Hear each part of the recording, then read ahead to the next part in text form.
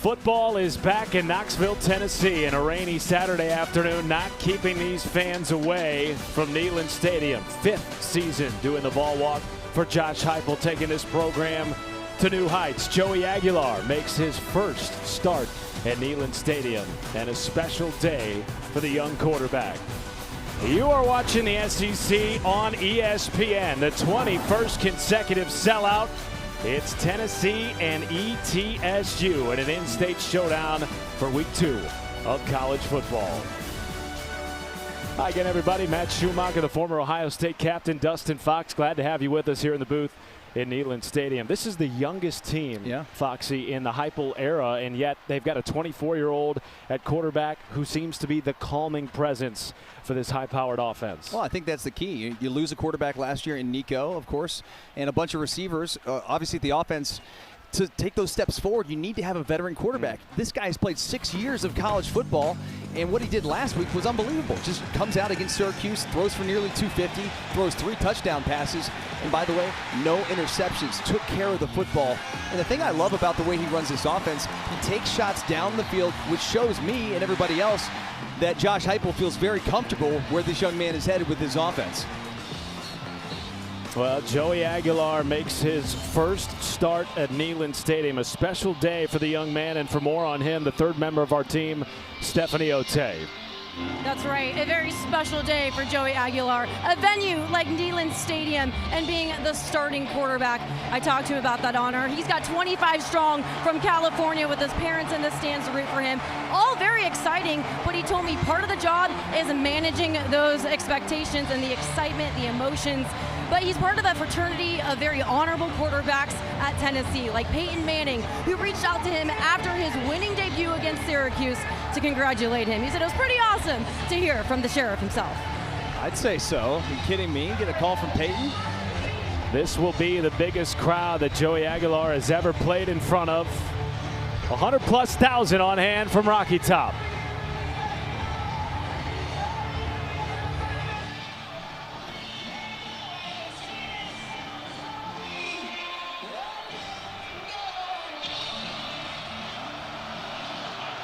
Here we go. Peyton Lewis will return it for Tennessee from just inside his own end zone. And he is taken down inside his own 20. And so Neyland Stadium will get to see Joey Aguilar start with the football for this Tennessee offense that was simply electric last week. And of course, his 3 touchdowns, no turnovers, a big part of that. You put up 45 points in week 1 at a neutral site against a P5 opponent from the ACC. I'd say you take that all day for Josh Heupel and company. Of course, Joey Aguilar faced this ETSU team last year while he was at App State. Big win for Appalachian State in that game. Little different crowd size for this one. Just a bit. Goes to Deshaun Bishop. Big run on first down. Bishop out across the 40. Still going. Bishop taken down inside plus territory.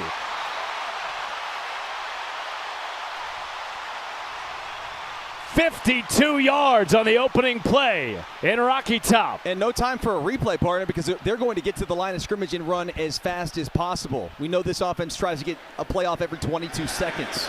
Aguilar's first pass is complete to Mike Matthews. Stiff arm out across the 20 and 2 chunk plays for the Vols. You can go back and take a look at this run play as, blocked well up front, but then just the physicality of Bishop down the field, the balance to stay inside. Aguilar, quick throw out to Braylon Staley. Has blockers. Staley, clear path to the end zone. But a flag is down behind the play. Yeah, they're going to get a hole on the outside on Ethan Davis, and that's not going to make the fans here too happy.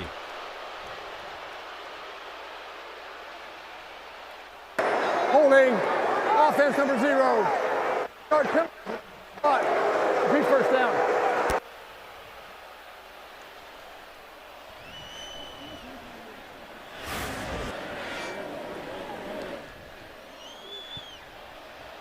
Davis on the outside, just trying to free up Staley.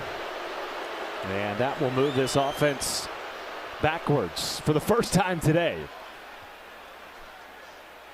493 yards of offense last week for Josh Heupel's Tennessee Volunteers. And it was balanced, 50-50 split, pass, run. And Dustin, they looked really good last week against Syracuse. Oh, there's no doubt. They looked terrific against that defense. And 13:51. we'll add some time. Which Tennessee does not need anymore. No, they've got plenty of time. Thank you. You know, you said it, Matt, they want to be 50-50. They really do want to run the football. Yep. And it's crazy to think that a team that, you know, wants to go up tempo, as much as they do that and they want to be explosive, they definitely do want to start with the ground attack. Here it is again. Bishop, this time corralled by a plethora of tacklers. Teddy Wilson from the will linebacker position in there first. Now, this is an ETSU team. Don't let the FCS tag fool you. 19 FBS transfers on the two deep for the Buccaneers from just down the road in Johnson City, Tennessee. And Will Healy has plenty of experience, Dustin, coaching in FBS games. 2nd and 12. Aguilar out to Bishop, and a monstrous hit by William Wells, a UCF transfer in the secondary. You know, the one thing that may jump out to some folks and say, well, you know, you're playing ETSU. They're not used to playing against this tempo. How will they adjust? Well, guess what? They actually run tempo themselves on offense, so that should help their defense be prepared for a game like this. Well, that was maybe a surprise snap. Aguilar with all day to throw and has an open man in the end zone. Touchdown, Chris Brazel.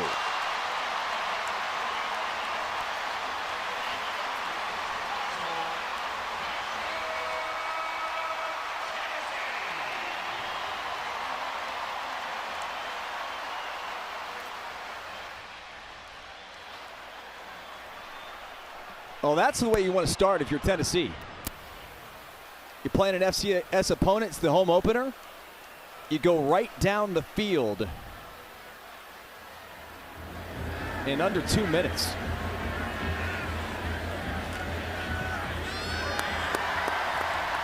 Max Gilbert makes it 7-zip. Dustin, that came on 3rd and 12. Something we saw Tennessee do a lot of last week against Syracuse. Yeah, no doubt. And I just don't know how Brazel got so open. And it seemed like a kind of a weird snap there, too.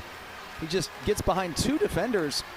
You know, Joey Aguilar's looking down the middle of the field, and then all of a sudden late just looks off to his right and says, oh, 17's wide open there in the checkers.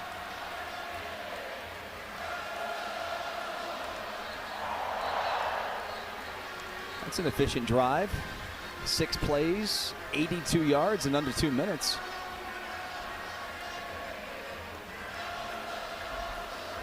Now we'll find out if the Buccaneers can respond, Matt. They run tempo themselves. That'll be the question I have is, do they decide to stick with their tempo, or in a game like this, in terms of just playing up a level of competition, do you decide to maybe slow things down a little bit? Because the last thing you want to do if you're the Buccaneers is go 3 and out in about 30 seconds of game time. Not with how quick Tennessee gets down the field, despite their lost production from a year ago, which you talked about at the wide receiver position. Chris Brazel, their lead returning wide receiver. It's the youngest room in the Heupel era. And now we will see ETSU's tempo offense. How tempo will this team go after scoring 45 points last week against Murray State? And a familiar name manning the controls for ETSU, Cade McNamara. Yes, the young man who began his career at Michigan and was later at Iowa, transferring in, Dustin, this year for his final year of eligibility. Yeah, it's pretty crazy to think about. I mean, this guy is you know, someone who's played in some big-time college football games. Played at the University of Michigan. I know him very well, being a former Buckeye and watching those games, and did a nice job for the Wolverines. As Devontae Houston, the SoCon Player of the Week in the backfield. Fake it to Houston. And now looking for him on a wheel route, and he was not ready for that pass. Boy, he was wide open, and the ball just needs to be put a little bit behind and maybe take a little bit off if you're Cade McNamara, but Devontae Houston was open. He had man coverage down the field from Tennessee. That was Joshua Josephs unblocked, which is a problem for a projected top 50 pick in this year's NFL draft. Well, now here you go, 3rd and 10 immediately, and about 17 seconds of clock has run off.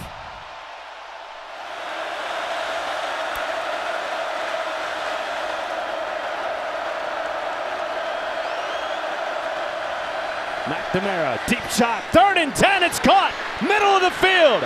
Ephraim Floyd is just tripped up inside enemy territory. Monster gain on 3rd and 10 to extend the drive. Jalen McMurray, 6, the star, the cornerback's going to be matched up right down the seam, and that's just a great ball. A well-thrown football by McNamara on the outside to Floyd, and that's a formation offense. Number 8 to line. You might have a shoulder quick. Now, penalty previous spot. Down. Boy, I did not see the flag on the field. Came in late at the 20-yard line for an illegal formation, and boy, is that a gut punch for Will Healy, who dialed up an explosive 40-yard play on 3rd and 10. And it was hard to hear the official on the microphone say, who was covering who up.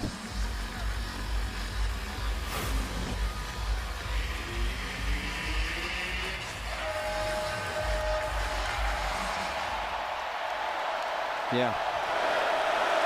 3rd and 15. On the draw, and Houston is taken down in the backfield.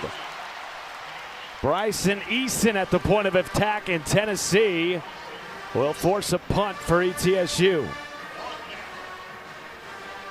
Well, that's a big break for Tennessee, because that illegal formation negated that huge gain into plus territory for the Buccaneers. And now they're forced to punt the football away.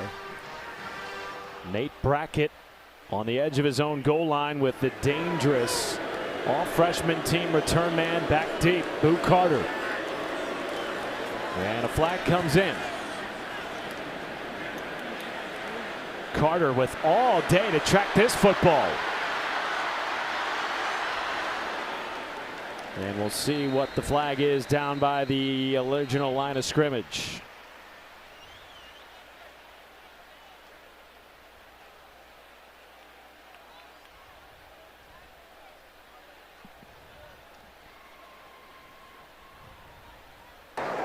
Formation, kicking. The 5-yard penalty will be forced from the end of the return.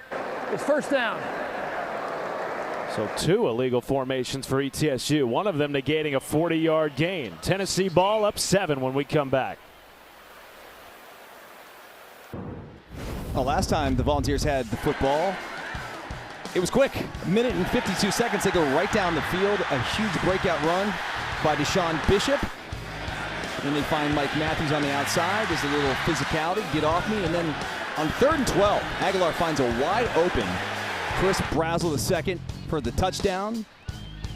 7-0 Volunteers early in this one.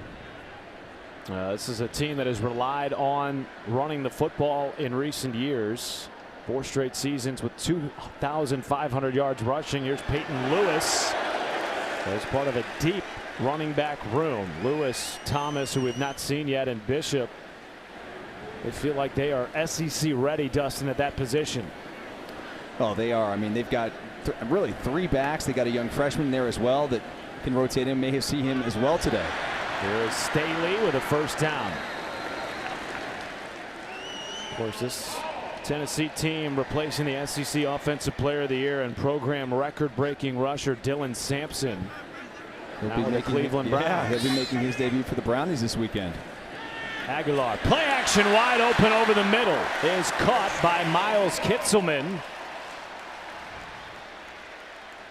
And another stick-moving drive here for Tennessee.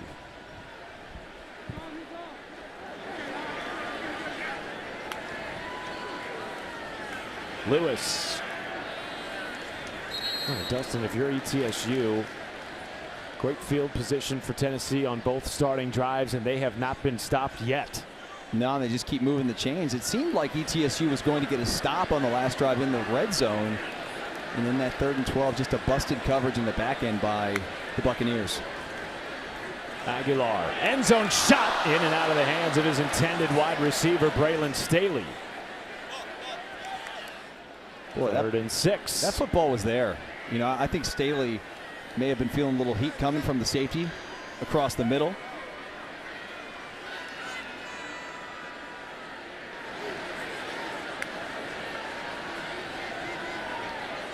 Vols were 5 for 5 on red zone trips last week against Syracuse.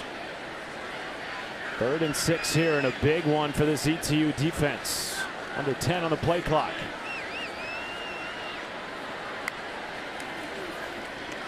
And Lewis is wrapped up.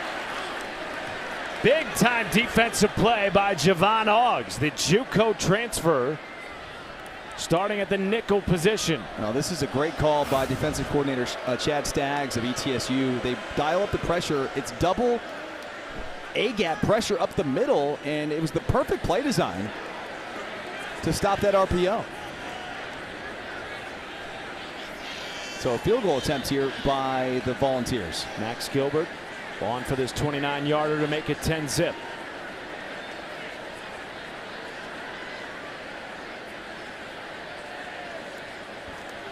Hold is good. Gilbert puts it right down the middle. He's 2 for 2 on field goal attempts this season, and a 10-0 lead for Tennessee, but perhaps a win for the ETSU defense. It's the home opener here in Rocky Top. 10-0 Tennessee. The fans still filing in for the 21st consecutive sellout at Neyland Stadium. 3 more games coming up in the Southeastern Conference.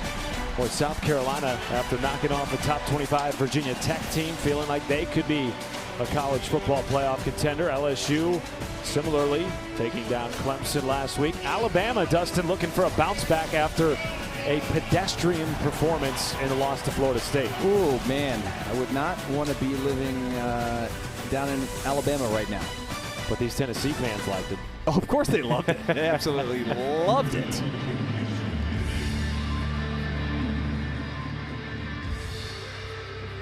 Josh Turbyville on to boot it away. Devontae Houston back inside his own 5-yard line, hoping for a return. And he will not. Cade McNamara coming out for his 2nd series. And Dustin, you talked about it. A Power 4 starter at not 1 but 2 Big Ten schools, which included a Big Ten championship in 2021. Yeah, and he was really efficient for the Wolverines. You know, threw 21 touchdowns, just 7 interceptions in that season. And I mean, it's a guy that was a 2-time Nevada Gatorade Player of the Year in high school. You know, so it's a big-time recruit coming out of the state of Nevada. And of course goes on to play at Iowa. Didn't quite work out well there for him, and really for any quarterback lately at Iowa, frankly. Flag is down in the backfield. Houston was swarmed by a plethora of orange jerseys. We'll see what the call is here from Ken Williamson.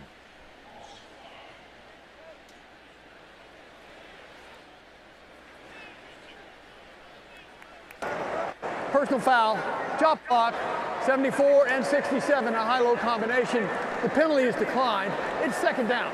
The penalties have been a real issue early in this game, Dustin. The biggest one negating a 40-yard connection on 3rd down, the first drive for ETSU. Oh yeah, I mean, if you were to come in here and try to, you know, shock the world and pull the upset, or at least keep it close, you cannot be shooting yourselves in the foot, especially this early in the ball game. McNamara with time, checks it down to Houston, and a nice open field tackle by Arion Carter, the leading tackler from last year's top 10 Vols defense. Boy, Arion Carter, you know, that's a little thing right there. He makes it a nice open field tackle, but just to see his ability to plant the foot in the ground and come up and make that stop. Now they're going to just match him up on the outside. Like, this guy's just such an athlete. McNamara looking that way, and a back shoulder catch is negated on an excellent defensive play by the Colorado transfer Colton Hood. Well, Colton Hood continues to impress this Tennessee staff, and impresses me as well. I mean, this guy's had to step into the starting role in week 1 against Syracuse, and that's nearly a fantastic catch on the outside by Page, but Colton Hood is right there. And another 3 and out. Reigning co-defensive player of the week, Colton Hood. For its secondary that's down, Ricky Gibson the third, and of course the preseason All-American Jermod McCoy. Play clock winding down here, and they are not going to get the kick away. Snap, delay of game, 5-yard penalty, remains 4th down. Well, the special teams unit and the offense not helping out its defense, Dustin. And remember, ETSU was nearly a play away from 2 stops on the opening 2 drives for Tennessee. I mean, this potentially could be a 7-6 game where ETSU would be winning because, in the red zone, first time was 30-12. The second time they hold to the field goal, and then the penalty obviously negates a long throw and catch. Luke Carter off the hop. Cutting it back upfield. Carter with room. Carter shaking free. Oh, and he's tripped up by the punter, Nate Brackett. The last man standing between Carter and the end zone. Boy, this is a tremendous effort by Nate Brackett because this was going to be 6 for the Volunteers. A tremendous job blocking on the outside, and you see Brackett just comes in there and just gets a shoelace to get him on the ground. It's like he's made a couple tackles in his career. Doesn't look like the average punter for ETSU. Now, Luke Carter figures to be one of the most dangerous return men in the country this year. That one went for 33 yards. Best starting field position of the day for Tennessee.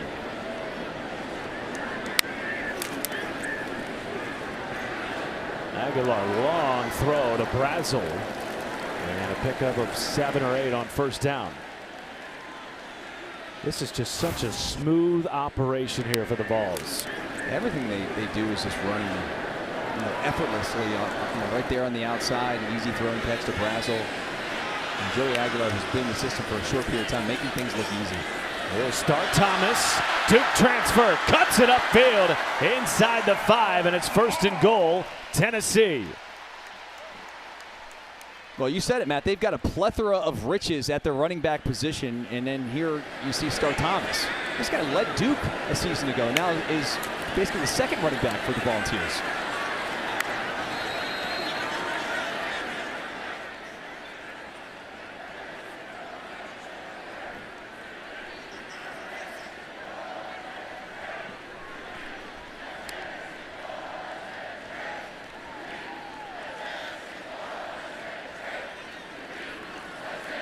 Second and goal for Joey Aguilar. Trying to make it a 3-score game. Back to Thomas, marching into the end zone for a touchdown.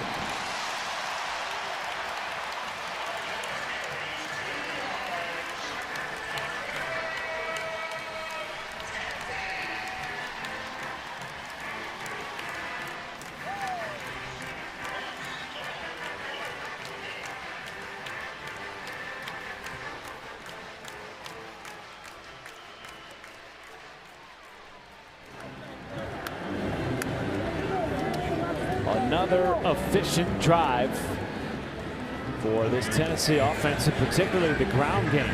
We've seen all 3 primary running backs get significant touches, and it's 17-zip Vols. Well, pretty much an ideal start for the Volunteers. You'd, I guess, rather have 3 touchdowns, but nonetheless, you've got 2 touchdowns on the board and a field goal, and we're just 8 minutes into the ball game. So Stephanie Ote on the sideline.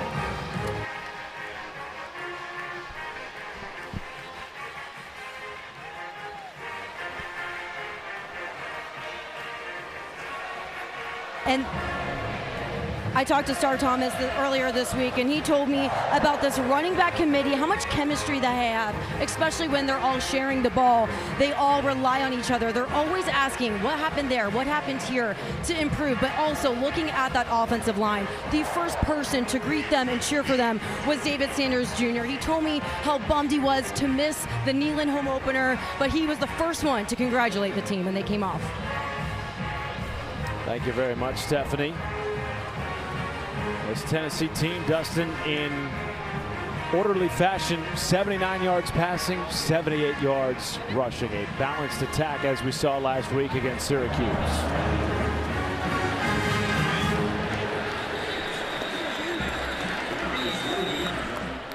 I didn't hear you say. So we saw Cade McNamara the first 2 drives for ETSU, and like we saw last week against Murray State, we figured the next 2 drives will be Jacoby Criswell, who was the starter last year for North Carolina after the injury to Max Johnson week 1. And with Mac Brown leaving UNC, Jacoby Criswell entered his name in the portal. Like Cade McNamara, had Power 4 interest, but felt at home in East Tennessee. And another pre-snap penalty on the ETSU offense. False start. Offense number 74. 5-yard penalty. It remains first down. This team has more penalty yards than offensive yards so far in the first quarter. Well, you're going into an environment like this, and you know you're a huge underdog. And it's hard enough starting 1st and 10, Matt, let alone 1st and 15. They have been behind the chains early and often so far in this game, trailing by 17. To Eichelberger. And the Division II transfer stacked up for no gain.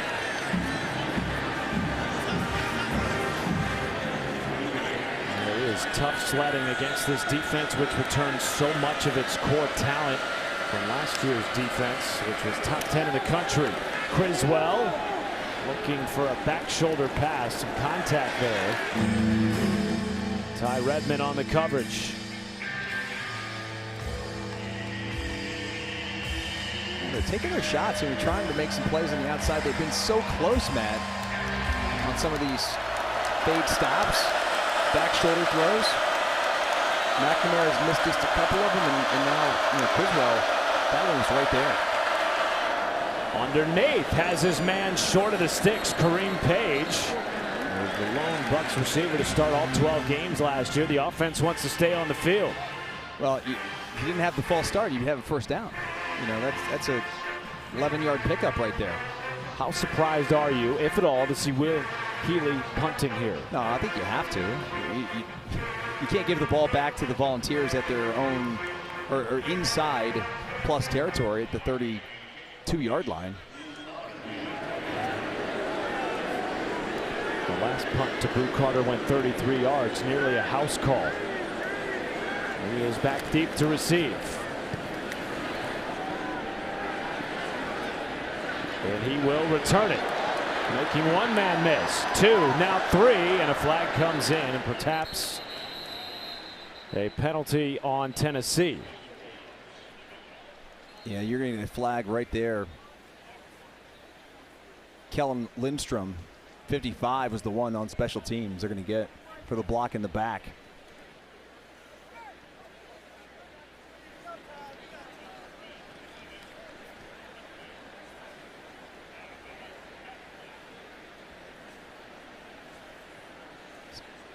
Excuse me, Brendan Ains, 55. Double 55s on this team.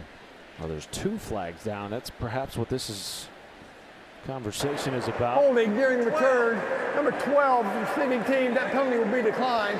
Also during return, holding, return team number 55.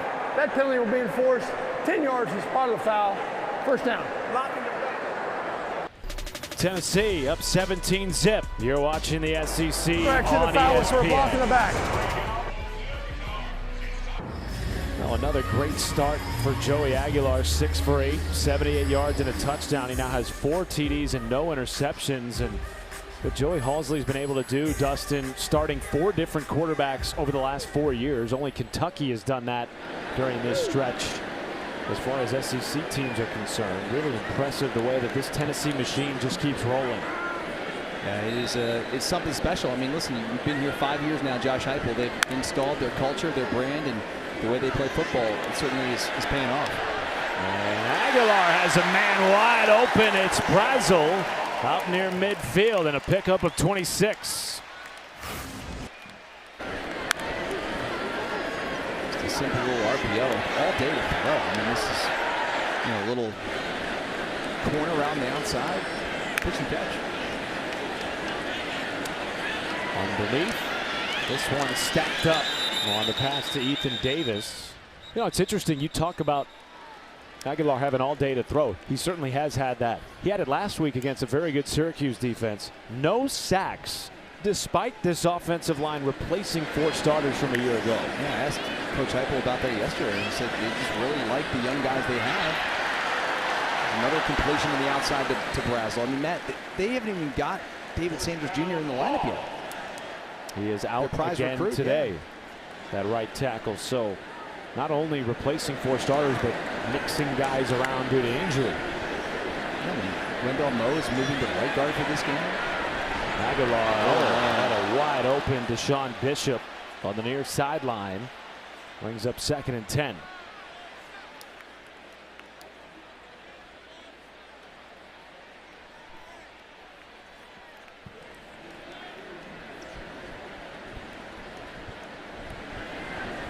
Tennessee with 195 yards of total offense to ETSU's 4. They're probably 17 with 4.5 left in the first quarter. Pressure. Aguilar picks it up and dumps it down to Kitzelman. So David Sanders, the 5-star right tackle, missing back-to-back weeks. Moving Jesse Perry from right guard over to right tackle and mixing in Wendell Moe, as you talked about. He's in and out of the hands of Kitzelman. Brings up 3rd and 5. And there's a look at David Sanders Jr. on the sidelines. Imagine how big he's going to be with pads on. He put on 38 pounds in the offseason. Man, he is a big boy. By the way, that was 3rd down. And so a stop here for ETSU. Tennessee going to bring the punt unit out.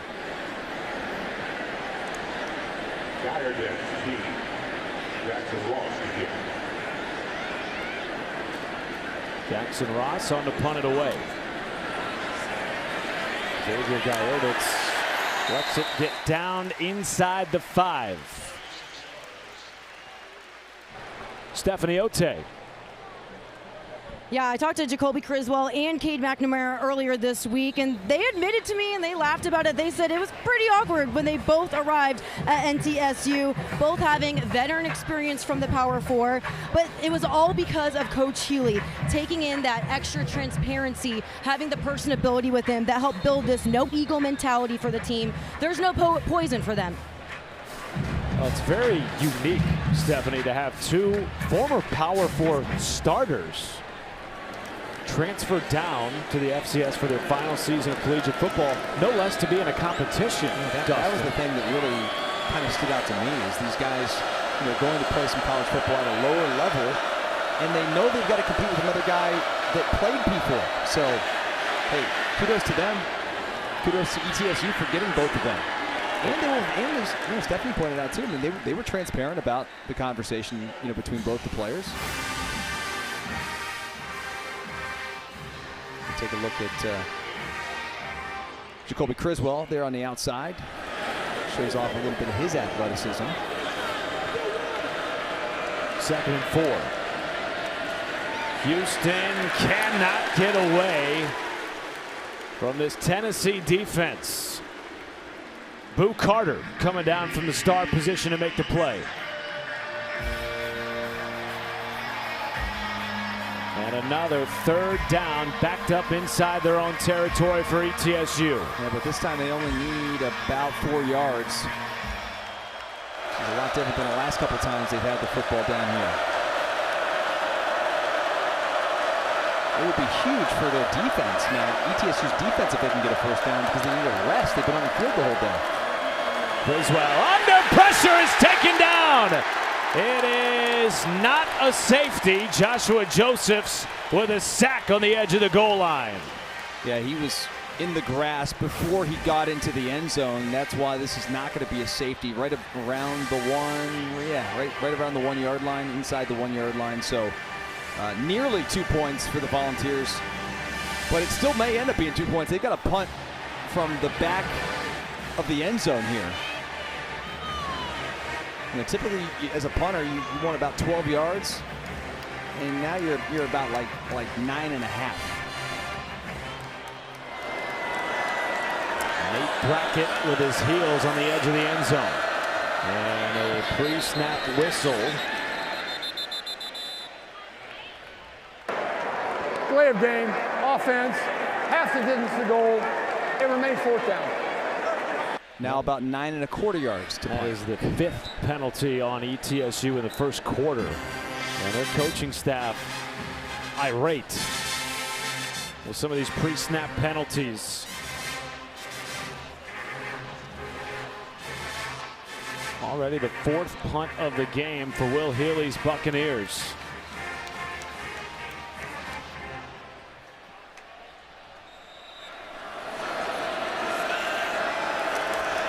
Brackett gets it away. B. Carter has all day to field this. At the ETSU 45.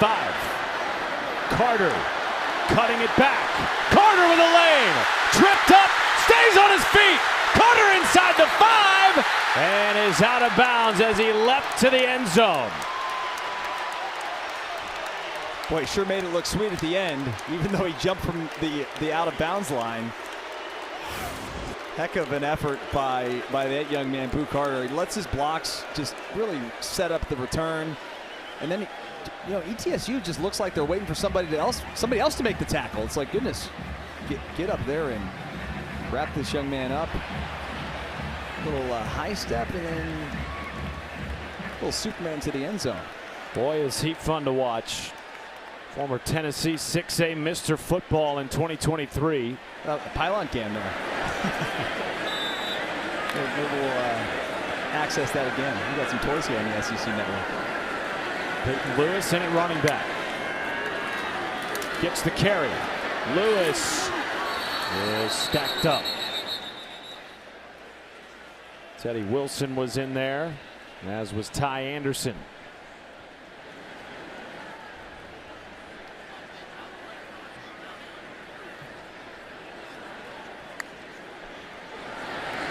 Lewis, this time will not be denied.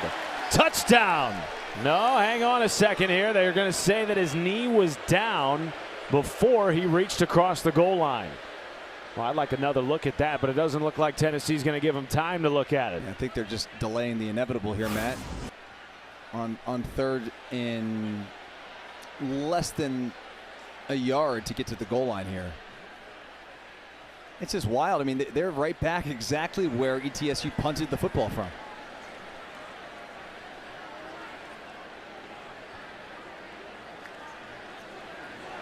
Third and goal. You would think 4-down territory if it gets to that point. And it will not. Touchdown, Peyton Lewis.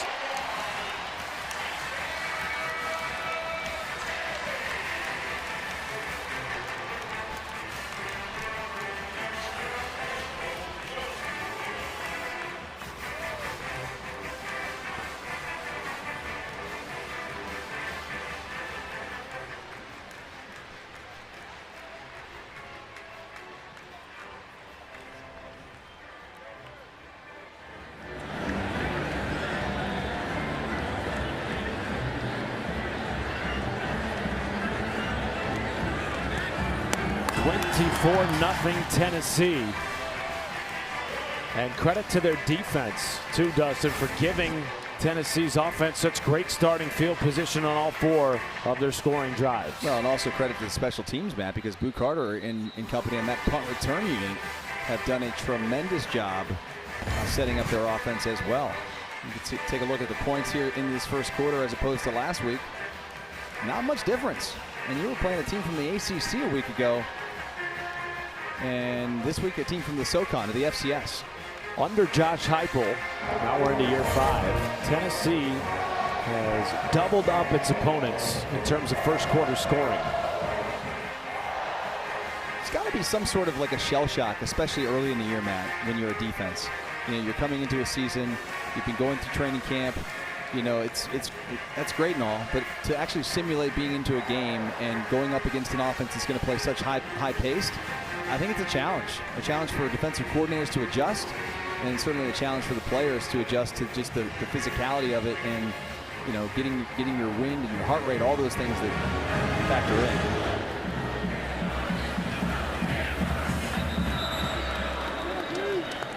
Volleyball on the SEC Network and the all-new ESPN app rolls on next week. Number 23 Georgia Tech playing Tennessee here in Knoxville Tuesday 6:30 Eastern, and Wednesday night Oklahoma hosts Florida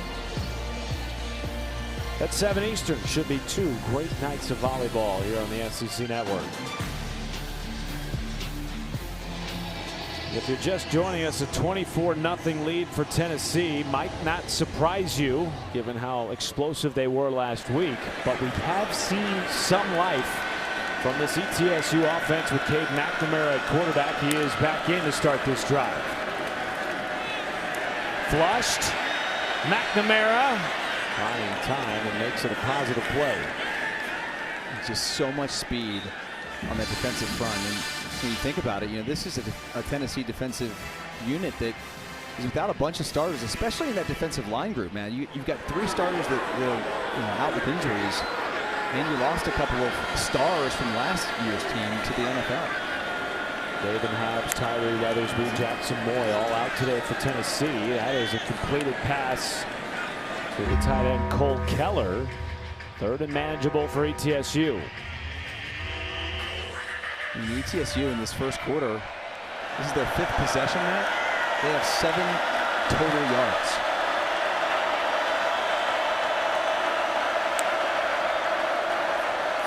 McNamara has Kareem Page for a first down. No, they're going to say incomplete pass. And boy, how physical has this Vols secondary been. That was the true freshman Ty Redmond ripping it free. Yeah, Redmond has done a nice job early in this game. Got some reps last week as well. Had a couple of pass breakups in that game against the Orange. And right here, I mean, this, I don't know, man, it was close. You know, that slowed down there with slow motion, but in real time, it looked close. That takes us to the end of the first quarter. A dominant first 15 minutes for Tennessee. Home opener at Neyland Stadium going to plan. A 24-0 lead for the Vols.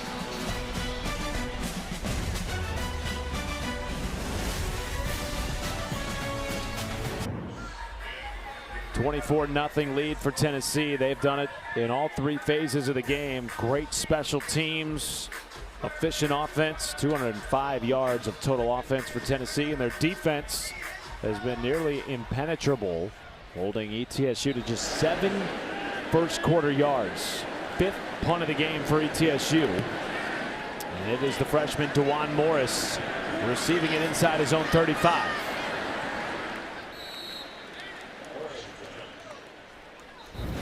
Well, this Tennessee offense is explosive. We know that. We know it on paper. We saw it last week, and we saw it here today in this first quarter. So many of these just chunk plays. It doesn't matter if it's on offense. It could be on special teams. That's a punt return by Boot Carter right there. And then this touchdown, he's capped off. Touchdown drive capped off by Star Thomas, the transfer from Duke. And here we are, 24-zip in the home opener for the Volunteers.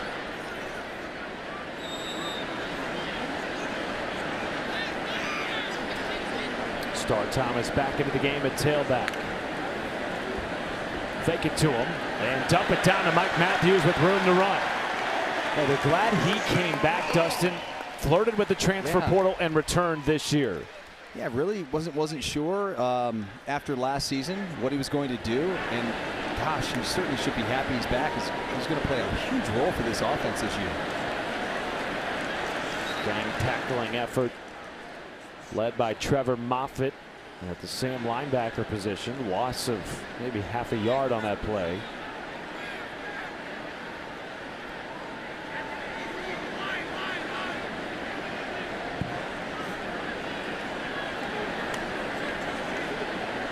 Second and 10. Aguilar hits Matthews again for another first down. Ironically, it was Nico Iamaleava who played a part in Matthews returning this year. Of course, Iamaleava went to UCLA, which allowed Aguilar to come to Tennessee. That is the new era of college football. Yeah, that whole situation is wild to me. You know, we kind of got into it a little bit with Coach, and he explained some of the situation, but man, it's a different era we're living in, partner. Now, Josh Heupel certainly really pleased with their decision to take Joey Aguilar out of the portal.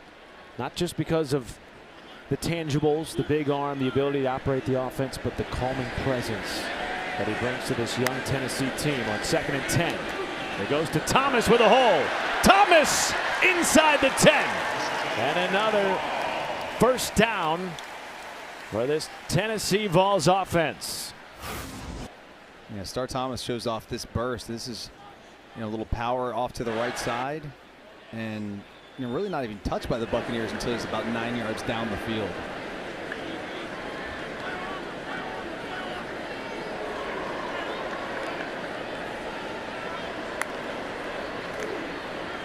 Aguilar, end zone.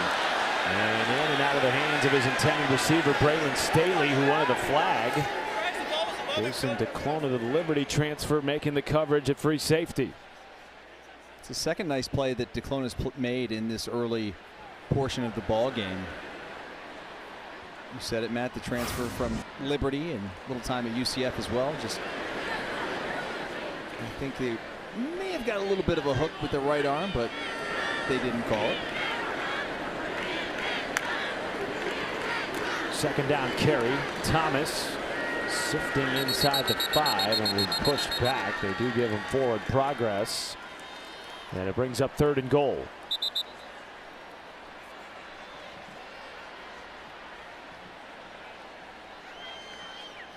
Credit to this ETSU defense, though the score may not detail it. They have had some stout defensive plays. Nearly got off the field on the opening drive of the game. Had a 3rd and 12. Resulted in a touchdown pass to the back of the end zone by Aguilar. You think about your offense, if you're ETSU, they've only had 1 first down, so your defense has been out there all day. Speaking of all day, Aguilar had it to throw, and a late flag comes in on the incomplete pass.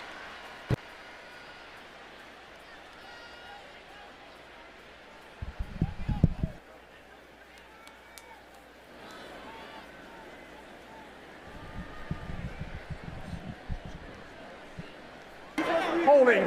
Defense number 45. Half the distance to goal. Automatic first down. And just when you think you have a chance to get off the field, ETSU's penalty extends the drive and a fresh set of downs. They've just been killing themselves with the penalties early in the ball game.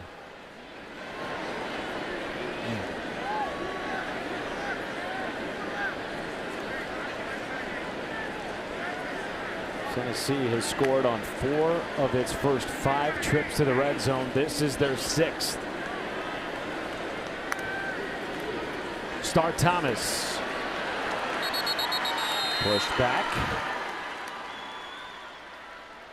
by Chris Davis Jr. The Georgia State transfer. Trevor Moffitt was in there as well.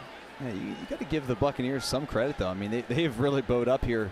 They've been, their backs have been against the wall essentially this entire game, defending their own goal line, and they just keep fighting. Star Thomas past tacklers for his 2nd touchdown of the game. But you can only fight so long against those big dudes up front, and Star Thomas gets in the end zone for his 2nd of the game.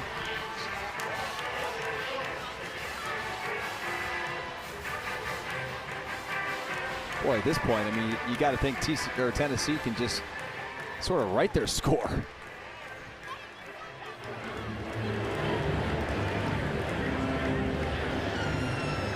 PAT opportunities this afternoon for Max Gilbert, who was one of the highest scoring kickers in the country last year, ranked 4th in the SEC, was perfect last year, 54-54. He's perfect this year on another touchdown drive for Tennessee. Star Thomas shining bright in his Neyland Stadium debut.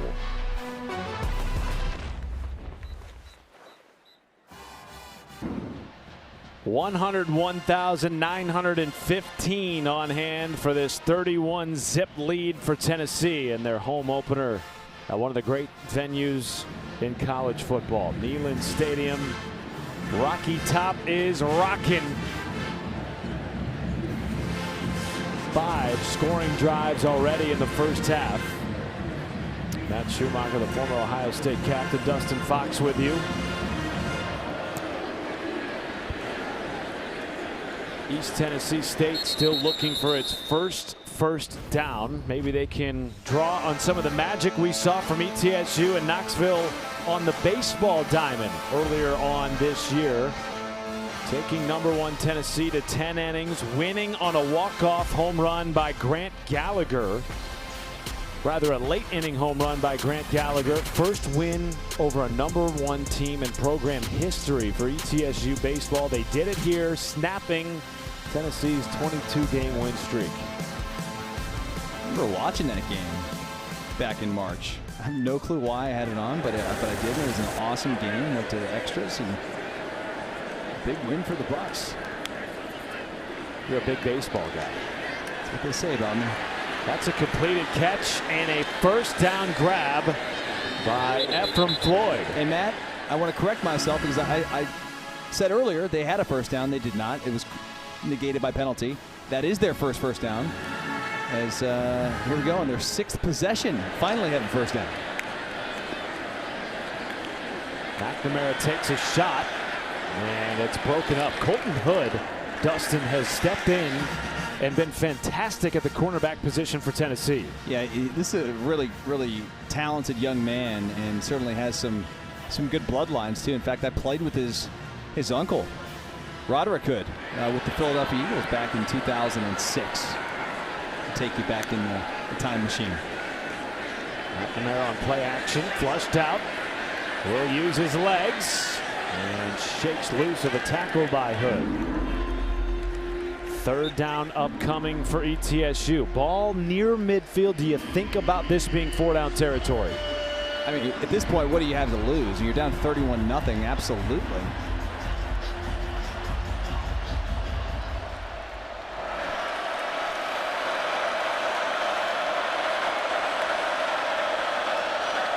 Pressure comes. McNamara zips it out. It's caught, but short of the sticks. And Will Healy is going to leave his offense on the field for this 4th down. I was going to say, if he's not going to leave the offense out there, they have to probably call timeout and take a delay or something because the offense was out there for a long time. But here you go, 4th and 3. Can they keep the drive alive? Shuffle inside, and it is not enough for a first down.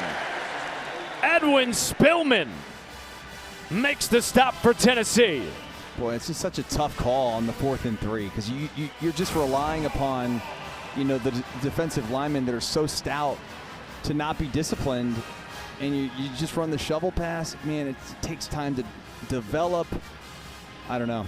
It's a tough call on 4th and 3. Against a Tennessee defense that swarmed last week. 10 pass breakups, 2 turnovers, handful of sacks. That has continued into week 2.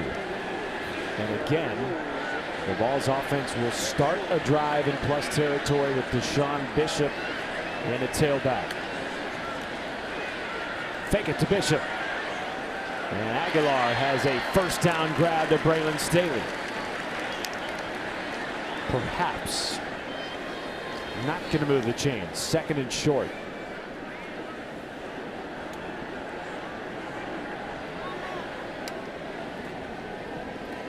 Here's Bishop.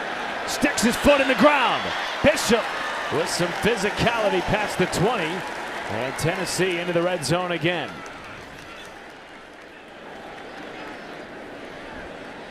Gain of 18 for the former walk-on put on scholarship this year. Here's Matthews, and he is tackled promptly by Mike Jenkins.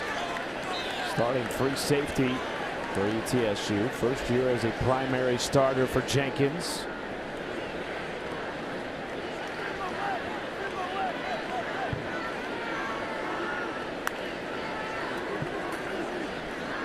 Zipped out to Matthews, and he is met immediately by Jimmy Bowdry.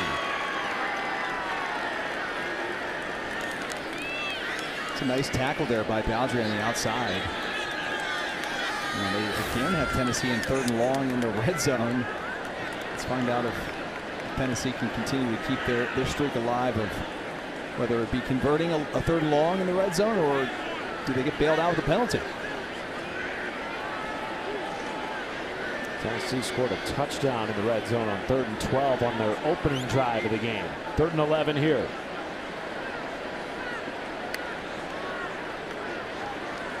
Five-man rush. Aguilar flushed. And the first time today we've seen Aguilar on his backside. The quarterback pressure by Isaiah Potts will force 4th down. Well, that's a nice stop by the Buccaneers, and you know, it pays off considering you go for it on 4th and 3, you don't get it, they've got a short field. The defense is forced to go back out there again, and I think that sort of speaks to a little bit of resilience by the Buccaneers. Max Gilbert has already hit from 29, this from 37. And he is right through the uprights. 3 for 3 this season on field goal attempts. Gilbert makes it 34 zip balls. Well, our week 2 SEC football lineup continues tonight, 7 Eastern, exclusively on SEC Network Plus and the all-new ESPN app. South Carolina welcoming in-state foe SC State. LSU back home at what they're calling the real Death Valley after a win at Clemson last week, and Alabama looking for a bounce back against UL Monroe on SEC Network later on tonight. Kickoff 7:45 p.m. Eastern time. I think that just changes the next time they play. If Clemson wins, they get to say they've got the real Death Valley.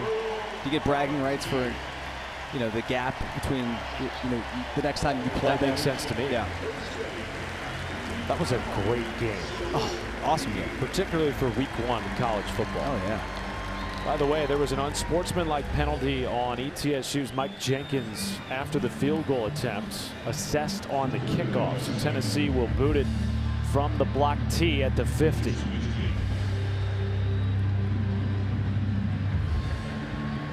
And Josh Turbeville does not need a full run up for this one. Puts it on the ground, forcing a return out of ETSU.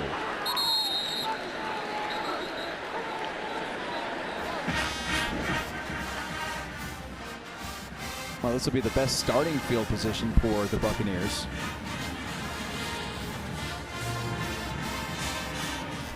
Can they do something with it? Remember, on their opening drive of the game, we saw a 40-yard completion from Cade McNamara to Ephraim Floyd, but it was negated, Dustin, by a pre-snap penalty, which has been the bugaboo for ETSU in this game. 7 first-half penalties for the Bucs. Well, when you have a half where you've got more penalties than first downs, that's problematic. Jacoby Criswell back in the game at QB. Nominal gain on first down.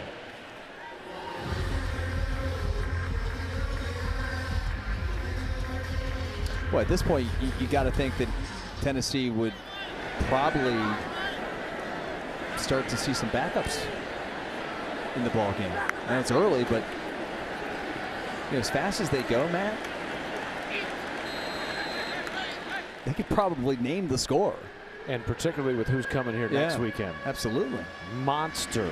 And that's a good point. Season showdown with Georgia. Funny, first time we've actually brought that up is the look-ahead game is Georgia, and you always kind of worry about that game sandwiched in between a big matchup, and I don't think that Tennessee looked past this one at all. 3rd and 8.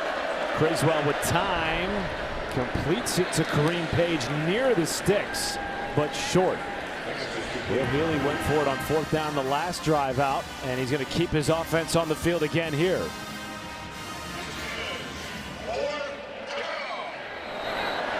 And Tennessee will call timeout. Tennessee, first timeout of the half.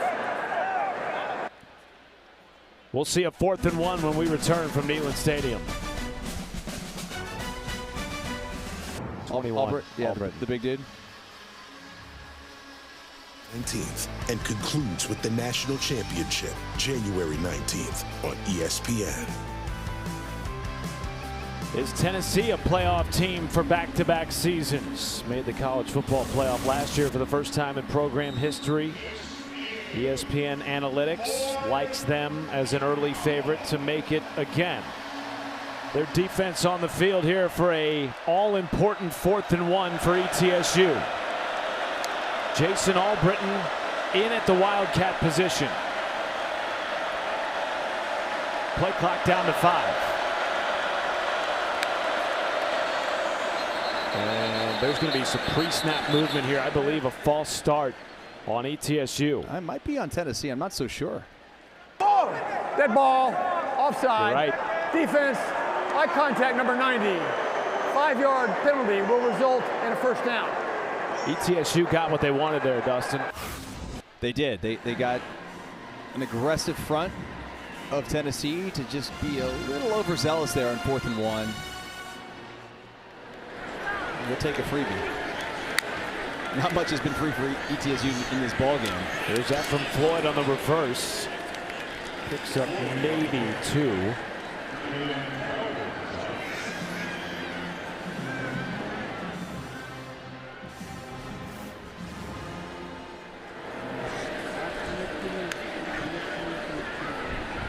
Criswell flushed, makes one man miss and turns that into positive yardage. Makes it 3rd and medium for ETSU.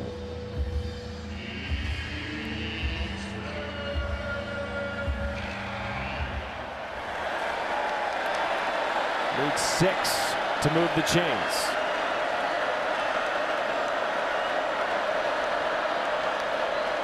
Pressure comes. Criswell has to throw it away quickly. And really, for the first time in this game, we've seen defensive coordinator Tim Banks dial up the pressure. Yeah, right there on that 3rd down, you definitely want to bring a little bit of heat. You don't want to give any sort of momentum to ETSU before the half. And now here on 4th and 6, yeah, you're going to punt this one. Try to pin Tennessee deep, and maybe your defense can get a stop, try to get the ball back. Just trying to get anything positive here for ETSU before halftime. There's a look at Coach Banks. Yeah, that guy's got a lot of energy. Really enjoyed our conversation with him yesterday afternoon, Matt. He's a guy that played his college ball near me, Bowling Green, the Mid-American Conference. Finalist last year for the Broyles Award. And gets the football back for Josh Heupel's high-powered offense. And this Tennessee team last year was top 10 in the country in most statistical categories and led the SEC in rushing for the 2nd consecutive season. This year they feel like they've got a little bit more polish at quarterback, better ability to connect on deep throws. We've seen that early in this game from Aguilar. Nice defensive stop there by Brian Alston. Here is Stephanie Ote.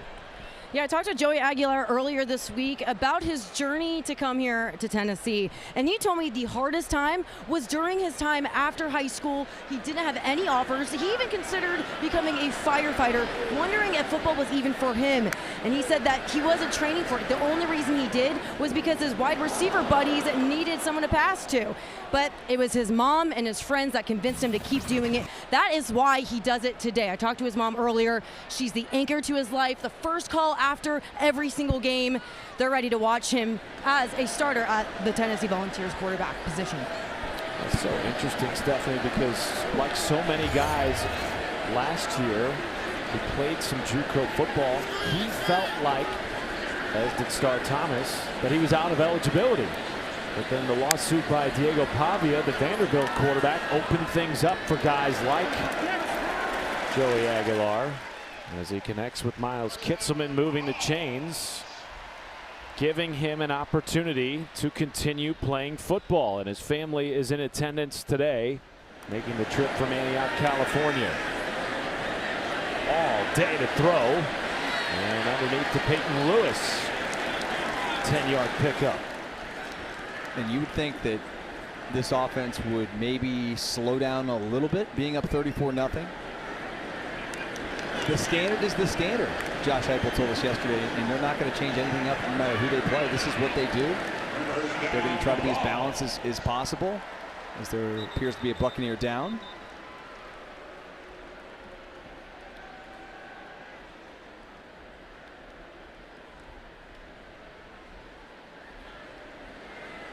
Well, you talk about it, Dustin, the fact that one would think perhaps the offense would slow down, returning just 3 starters. You lose your top running back, the SEC Offensive Player of the Year. You lose your quarterback. But from the jump, Joey Aguilar became known for his incredible work ethic here on campus, spending 14-hour days at the facility, watching film, working out, getting extra reps with his wide receivers. It's incredible to put in that much time, you know, but listen, you're coming back to play your 6th year of college football. You're playing at the highest level you've ever played. You know, played at App before this, and certainly has played at some JUCO schools as you went through that timeline, Matt. But this is some big-time college football for a top 25 team that was just in the playoffs a year ago, and they'd like to get back there again this year. I don't see any reason why they can't if the offense continues like this under Joey Aguilar. Buying all kinds of time. Now directing traffic, has Mike Matthews, jump ball. Matthews makes the catch. Touchdown Tennessee on a 53-yard bomb by Joey Aguilar.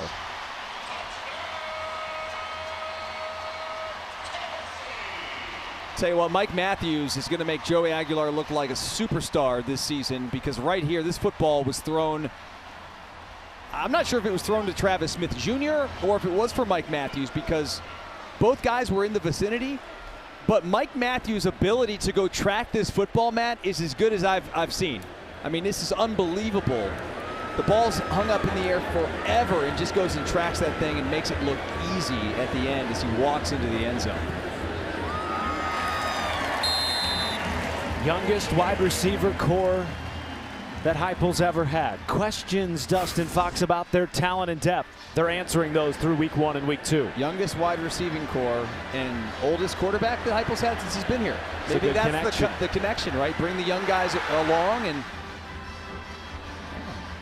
look at this. Goes up, just takes that thing away and walks into the end zone and does a little Rob Gronkowski there. Gronk spike. Yeah.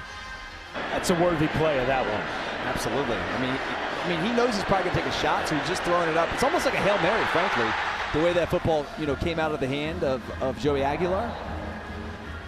You know, it's so interesting, Dustin. We met with offensive coordinator Joey Halsley yesterday. Yeah. We asked him, we know you've seen Joey fall camp, summer ball. Was there anything that surprised you about him week 1 against Syracuse? He said yes.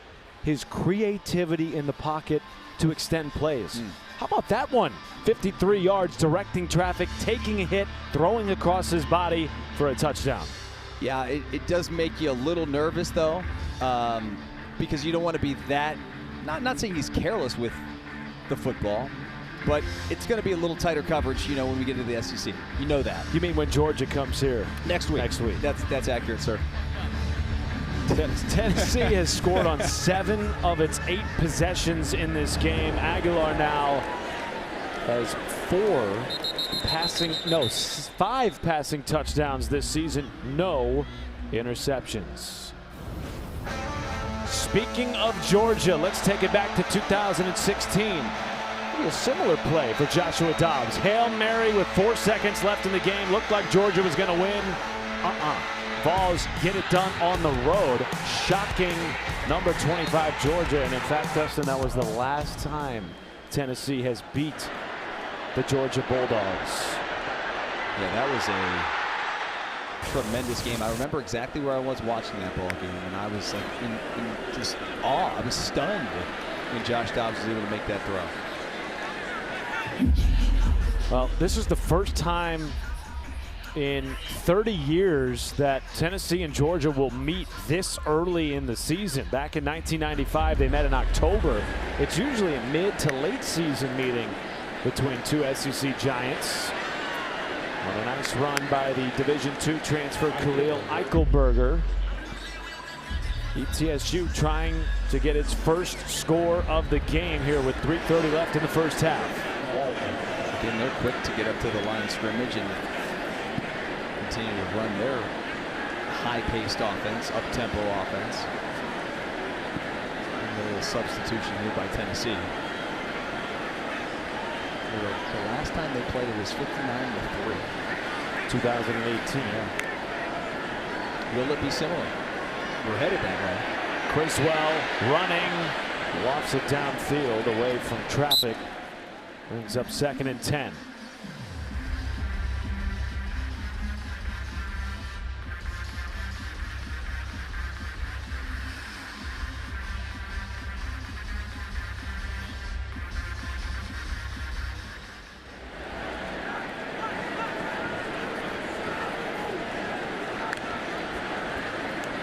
Eichelberger, who helped Grand Valley State make the second round of the Division II playoffs last year as their leading rusher. Makes it 3rd and 6.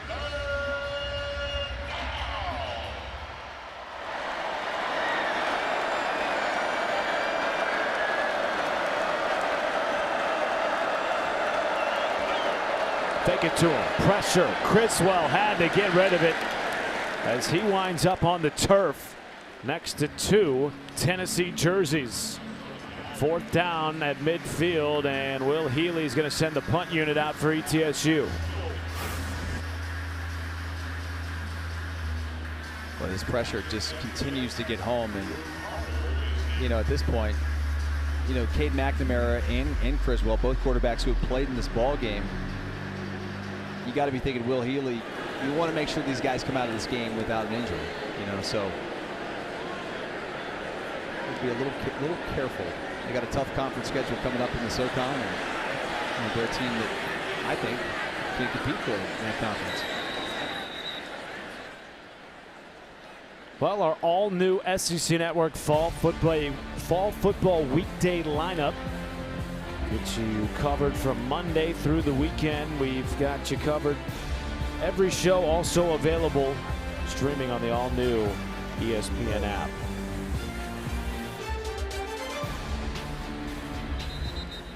Your thoughts early on that Tennessee-Georgia matchup, which will be right here next weekend. Well, I mean, I saw a little bit of the Marshall game that Georgia played, a week ago. You and I were able to catch some of that after our broadcast down in Tulane. They look every bit as advertised. We know they're going to be really good on defense. That's what Kirby's MO is. How's Stockton going to be a quarterback? I think the true test will be next week. They're playing Austin Peay today. They moved that game up, by the way, because of the storms in Athens. And that's not good for Aguilar. That's good. ETSU, they got it. ETSU got the football, Matt. A rare mistake for Tennessee's offense in this first half. Gives it back to ETSU with 1 second left before the 2-minute timeout. Boy, that was just an errant snap. An errant snap that's going to be recovered by Barrett. 18 for the Buccaneers. And yeah, 1st and goal at the 5 for the Bucs. Interesting that Tennessee even snapped that before the 2-minute timeout. And because of it, ETSU now with their best starting field position of the day. 1st and goal from the 5-yard line, and Cade McNamara back into the game at quarterback.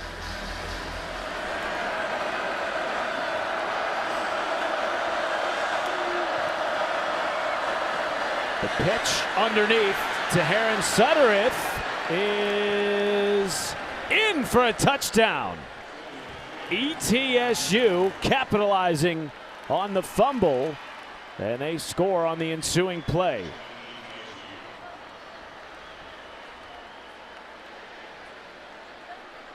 I like that play design by the Buccaneers. Just make sure there's no flags on the field. I'm kidding. Suttereth, the transfer from Middle Tennessee State, where he caught just 5 passes, puts ETSU on the board. Ewan Johnson trying to make it 7 for the Bucs.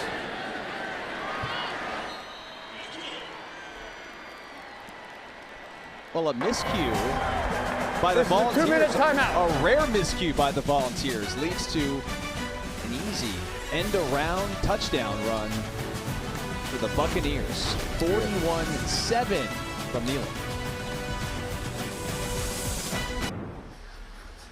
You're watching the SEC on ESPN.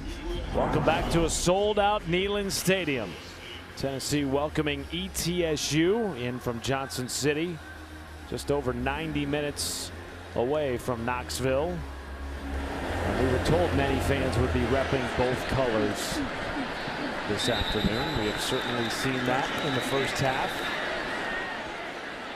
Joey Aguilar will come back out with the Tennessee offense after the fumble gave it up to ETSU on Tennessee's own 5-yard line. The Bucs able to punch it in.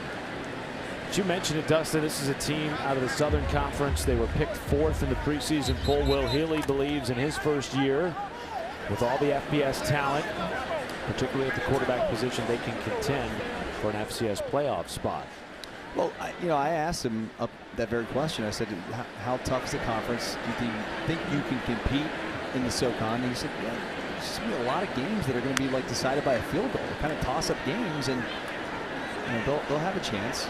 2 P4 former starting quarterbacks on your roster. It's got to give you some sort of a chance there in that conference. They were picked to finish 4th, by the way, in the preseason poll. Meanwhile, Tennessee with an opportunity to operate a 2-minute drill here late in the first half. Mike Matthews has been wide open often in this game. His 6th catch. He's now over 100 yards receiving in the first half. I just think he's going to be a guy that, Matt, at the end of the season, most people in the SEC are going to be talking about, going forward, because he's just a dude, man. He's got a big body frame, great, ball control. I mean, he can go up and get it at its highest point. He's just a really talented wide receiver. He's got great athleticism. I like what I've seen so far. Star Thomas churning ahead on 1st and 10. Now, Matthews last year had just 7 catches for 90 yards. He's eclipsed that in the first half of today's game. Aguilar pulling it back, is brought down, but he got the football out, and it's caught by Brazel for a 1st down. Boy, so close. The pressure was right there by Chris Davis Jr. Where's number 0? We'll see Aguilar. Does a leg hit the ground before? No, I don't think so. Next play, Aguilar, 1st down catch. Braylon Staley. These young wide receivers for Tennessee have been able to find creases in the ETSU defense. It's made it very easy for Joey Aguilar to dice it up. I'll tell you one thing that has impressed me so far is Aguilar being able to play in an offense that he's not used to. This pistol that he played in at App State, not quite the same as what they're doing here. It's what they huddled a little bit more. It was a little bit slower paced, and now here it's just so much up tempo, and the offense a lot of times is predicated on rhythm. And his rhythm so far, I mean, maybe the resistance hasn't quite been there from your opponent. But, man, I think this guy's got a chance to be a real special quarterback this year. Out to Brazel again. Gang tackled. Jalen was in on the stop, as was Mike Jenkins.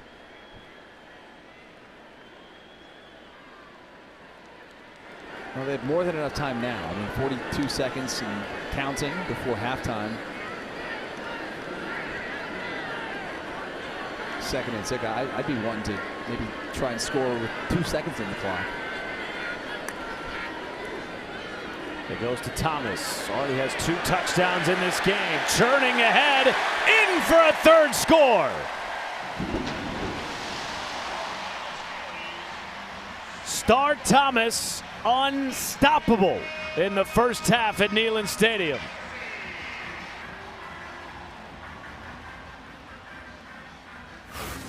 This is all just a push. This is like the tush push in Philadelphia, right? But instead you got a running back and then you got 5 offensive linemen behind him. Is that a hat trick, Matt?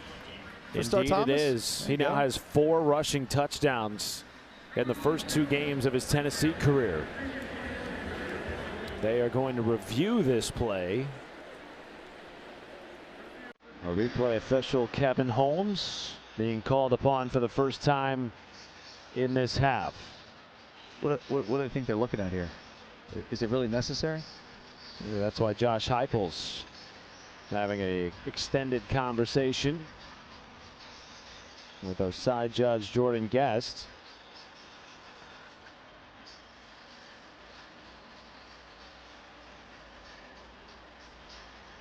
Forward progress?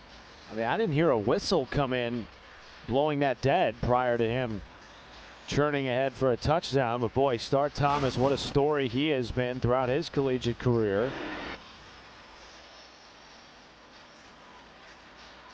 I wonder if they're trying to discern whether or not the ball crossed the plane before his knee touched the ground. Yeah, but I don't know that we have a look that's going to be able to tell you right down the line. There's a scrum. You had the one official right down the pylon, right down the line, came in with touchdown. And nobody had a better view than him. I think that's Josh Heupel's argument before it went to review.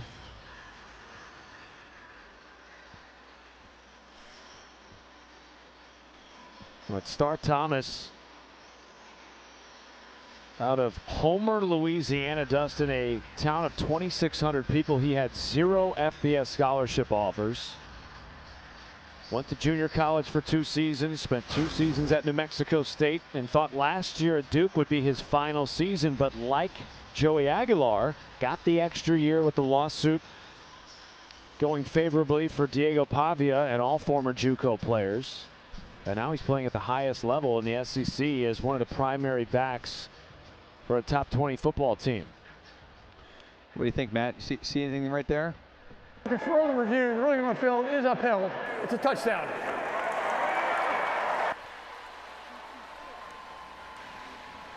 So after all that, it is a hat trick for Star Thomas.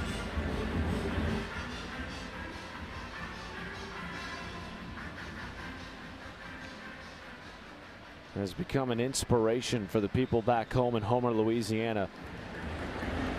Said by multiple former coaches of his that he never let being from a small town shrink his big dreams.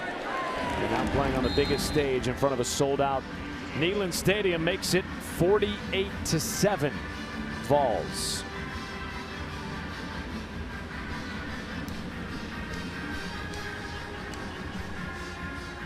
Well, if the first half is the last we're going to see of Joey Aguilar, Dustin Fox picked up right where he left off last week. I was just going to say, I don't know that we need to see much more from Joey Aguilar to start this season before he really gets his big test next week against the Georgia Bulldogs, because he's been phenomenal tonight.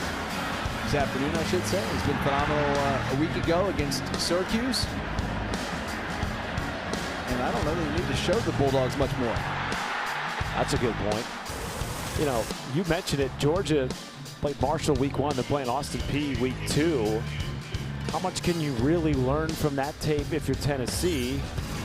Conversely, though, you know, you're taking on a Syracuse Power 4 team last week. The game got tight, by the way, at one point. Tennessee was up 21. Syracuse got it to 7. So maybe more on film for Georgia going into that week 3 matchup. Volunteers fans hoping to snap an 8-game losing streak in that series.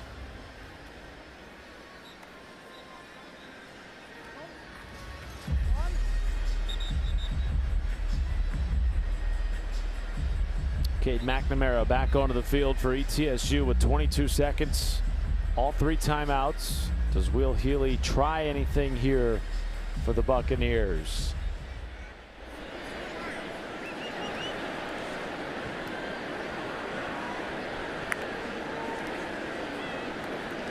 Doesn't appear so.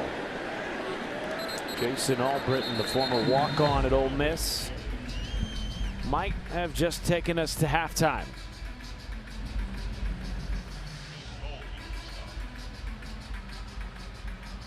And indeed, we will go to the half at Neyland Stadium, a 48-7 lead for the Tennessee Volunteers.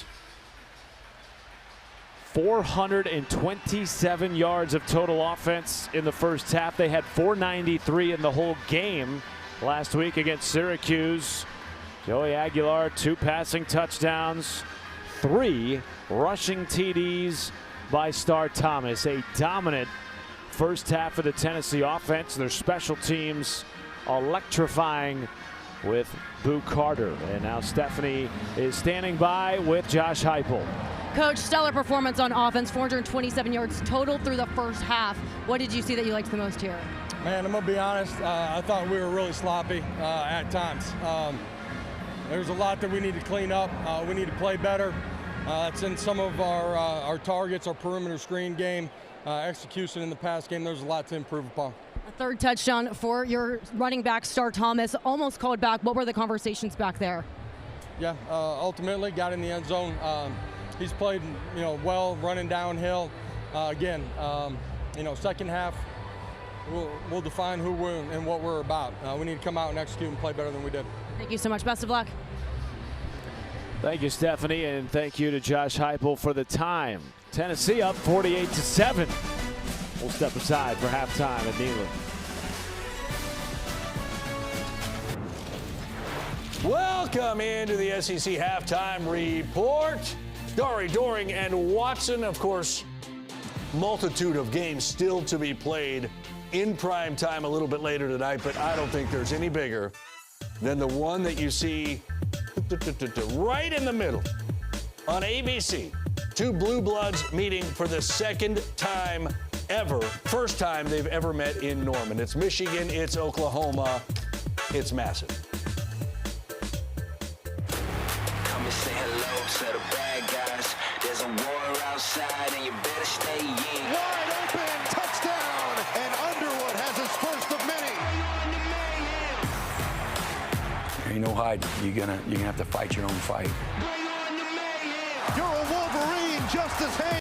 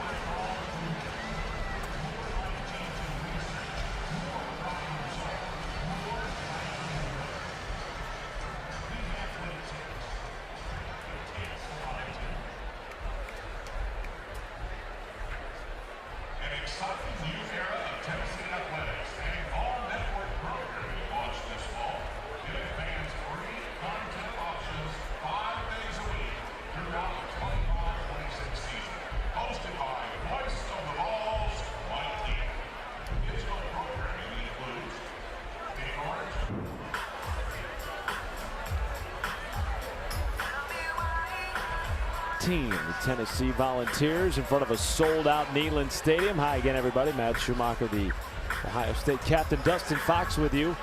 Interesting remarks by Josh Heupel going to halftime feeling like his team was sloppy. We're going to see what this team's identity is all about in the second half. I don't know. I thought they looked pretty good. I mean, 48-7 at halftime. How can you be upset with that performance? I think he's just looking ahead to what we talked about. Yeah. Georgia is on deck next week. The competition is going to step up, so you want to obviously fix some of those miscues, but these weren't miscues. This was the offense, and how good did they look in this first half? I mean, putting up the 48 points we just mentioned, but yeah, there's Bishop on the opening drive of the game, getting inside of ETSU territory. Star Thomas, the second running back in the game, who's also, you could probably start for any team in the country. Then punt returns. How about Boo Carter? This guy's dynamic, had multiple returns. This was the best. Down to about the 5-yard line, and I love the end. It was Superman. There you go.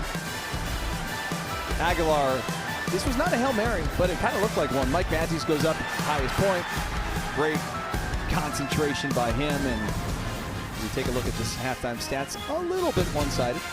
427 yards of offense in the first half is nearly what they produced in the entire game last week against Syracuse, which, by the way, was an offensive show. We'll see what Josh Heupel's team looks like in the second half. Will we see a backup quarterback or more Joey Aguilar? Second half coming your way next. You're watching the SEC on ESPN. Neyland Stadium, a sellout for the 21st consecutive game. It has thinned a little bit, given the score at the half, 48-7. Tennessee scored on 7 of their first 8 drives. Their defense was swarming, allowing ETSU just 72 first half yards.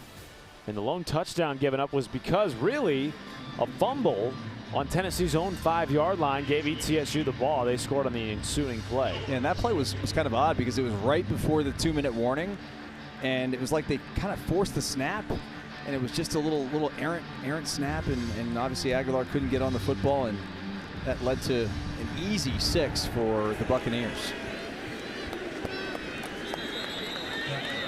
Yeah, I just talked with Coach Healy, and he comes off saying, yeah, we need to clean this up. They can get in the right spots, but optimize it. He liked how they had the turnover and optimized. But he just said he's happy that they don't have to play this Tennessee team again. At least have some fun while they do it. He wants to see all 4 quarters from his guys.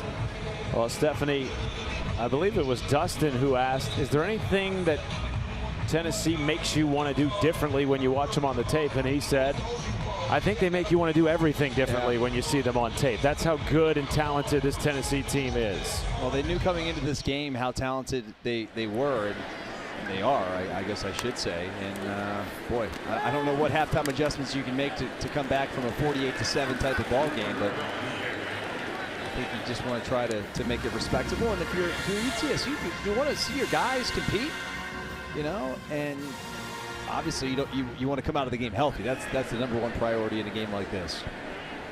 Cade McNamara, the former Michigan and Iowa quarterback, completes the pass to Demarius Rucker. And third down looming for ETSU.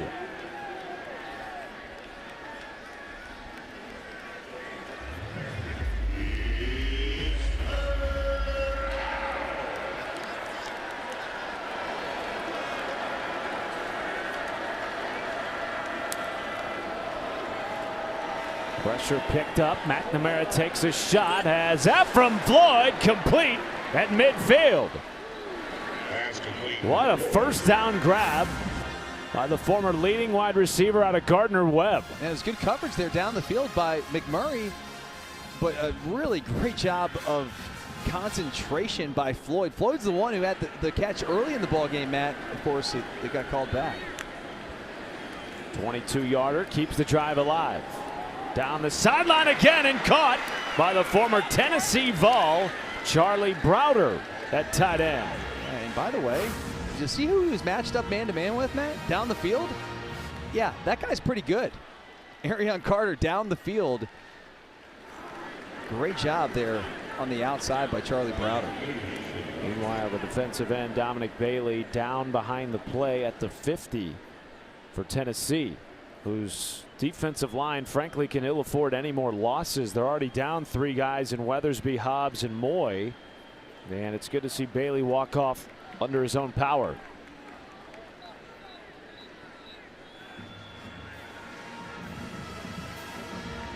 It is a bit of a banged up defense, particularly up front and on the back end. Of course, no Jermod McCoy, though they do expect to get him back. The preseason All-American tore his ACL in January, and no Ricky Gibson, who was injured against Syracuse. So Tim Banks having to rotate in some younger players, getting more snaps than maybe they would have anticipated this early in the year.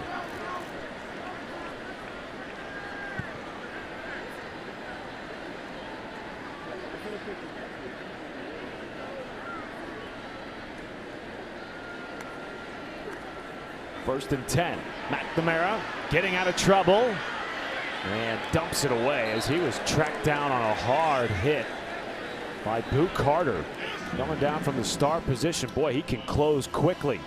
Well, we saw his speed and athleticism on the punt returns, but now you see him here on just defense. Just tracking down Cade McNamara there.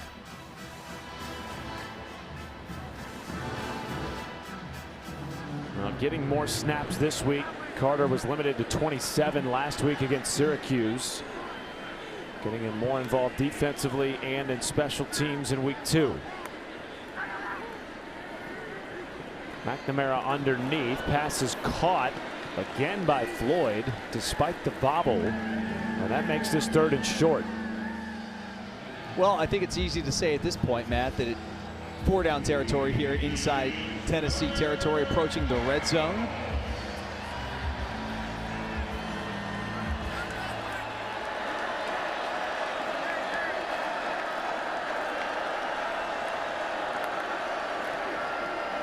Handoff goes to Rucker, and he is taken down by Arion Carter. Man, Arion Carter just shows such tremendous instincts. Watch him right here just shoot his gap. He's right there, shoots the B gap, comes inside. Browder doesn't even have a chance to get a hand on Arion Carter as Carter just sees ball and gets ball. Surprised to see the field goal unit here for ETSU. I'm actually not, because it's 4th and 6. If we were 4th and a yard or 2, you'd go for it. You want to get points. This has been by far the most productive drive of the game. Ewan Johnson from 41, and he does put it right down the middle. Opening drive score to start the second half for ETSU. Well, East Tennessee comes out and scores on their opening drive of the second half, making it 48-10. Matt Schumacher and the former Ohio State Buckeye Dustin Fox, Stephanie Ote on the sideline as we welcome you back to Neyland Stadium, which was rocking early for the home opener and will be rocking again next week as they welcome in the Georgia Bulldogs in a monumental early season SEC showdown. Fair catch by DeJuan Morris. And we will not see Joey Aguilar on this Tennessee drive. It will be the redshirt freshman Jake Merklinger, who lost a tightly contested battle with Joey Aguilar. Dustin, I think a lot of people around outside of the program didn't really think it was that competitive of a battle, but inside the program, nothing was given to Joey Aguilar. It sort of surprised me when we dove into the program the last several weeks here to learn that it really was a legitimate competition, and that Jake is somebody they believe in and think he has a chance to be the future star quarterback here at Tennessee. Talented kid, highly competitive, big arm, athletic. Really everything you look for in a quarterback. His first pass attempt on a play action is almost intercepted. In and out of the hands of Kensley Johnson.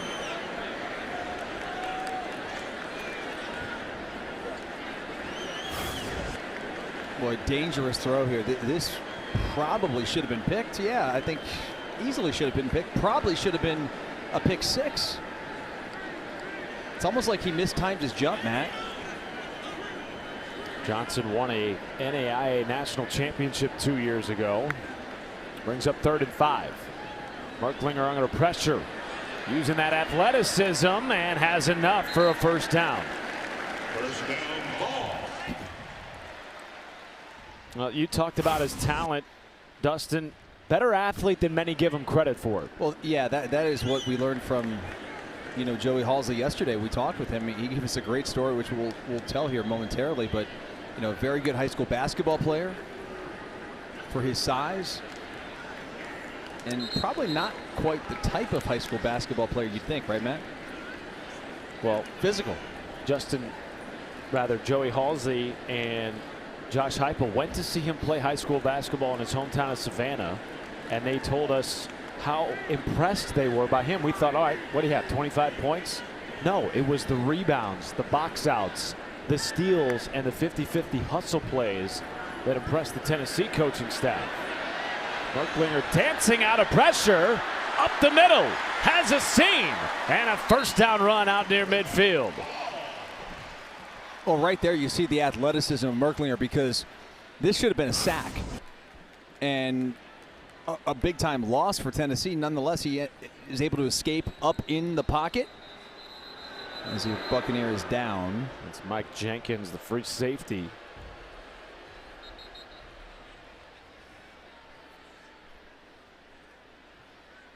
But it's interesting, we talked with Joey Halsley about that game, and he said when they were leaving the high school basketball gym, which, by the way, was extremely intimate and hostile, Coach Heupel looked at him and said, that's our guy. Jake Merklinger is our guy. Only a tough competitor could do what he did in that environment. I don't know about you, but I envision them going into like an old school, like Hoosiers type of gym, where it's everybody in the building is sweating. There's like no air conditioning, and it's just one of those old school type of games. And Merklinger is just like knees and elbows. Like he's one of those dudes, you know what I mean?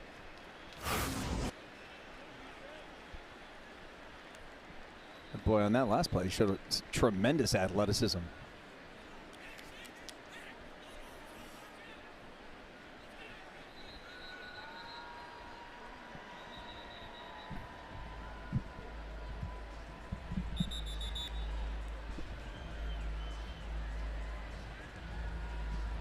Well, both Heupel and Halsley were extremely competitive players in their own right at Oklahoma. Of course, Heupel won the national championship in 2000, was 3rd in the Heisman voting that year. A high standard, one might say, for quarterback play on this Tennessee staff.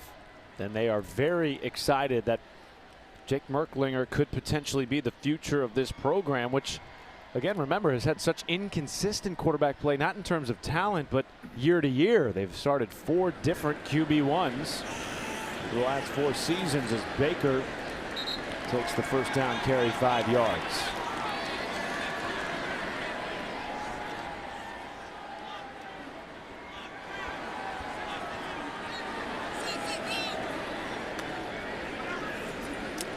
Merklinger rolling and dealt with some pressure by Nick Hunter, who they believe could be a all-conference type of linebacker in the Southern Conference this year at ETSU. Yeah, 22 is of course Nick Hunter. Merklinger is lucky to get rid of the football.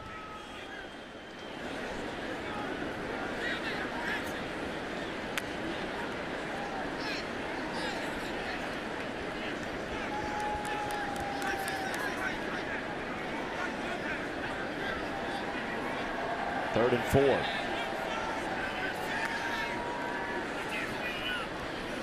And the pass is caught by Desan Brom at tight end, split out wide.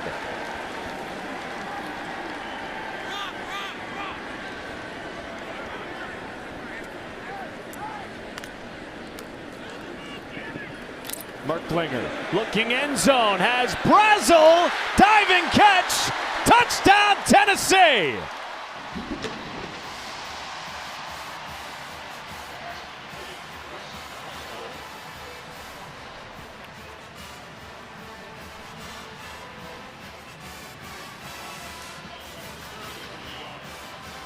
stutter and go on the outside by Brazel. That's how he gets so open. We'll make sure that he definitely secured the ball on the way to the ground. I don't see much, if anything, there that would warrant a review or look at it any further. I think that's going to be good. And the first touchdown throw of the young man's career. The Merklinger era beginning with a bang.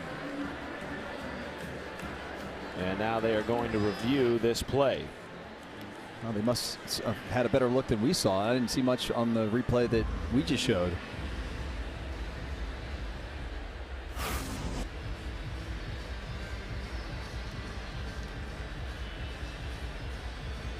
What do you think? Not hard to tell on that angle. Yeah, the pylon cam is. And the other thing to keep an eye on here, Matt, is maybe a knee down in the field of play. Yeah, he's short. I mean, he's definitely short, I think. So I don't think they're looking at the catch. I think they're looking at where do they spot the ball. And unfortunately for Jake Merklinger, that's not going to be his first touchdown throw. He'll have to wait a few more plays for that.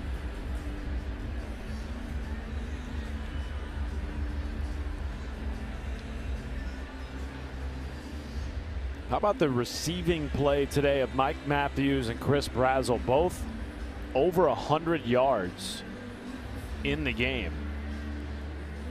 And while Brazel is the leading returning receiver from last year, Mike Matthews only had 90 receiving yards in 2024. Today he's got 125.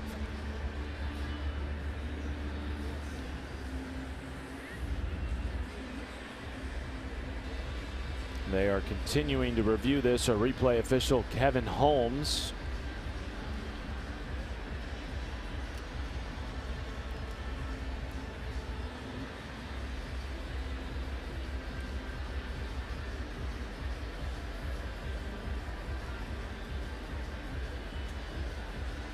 And if you're a Tennessee fan, you got to like what you're seeing on this drive from so much young talent that will be here for the next handful of years, not just from Merklinger, but at wide receiver.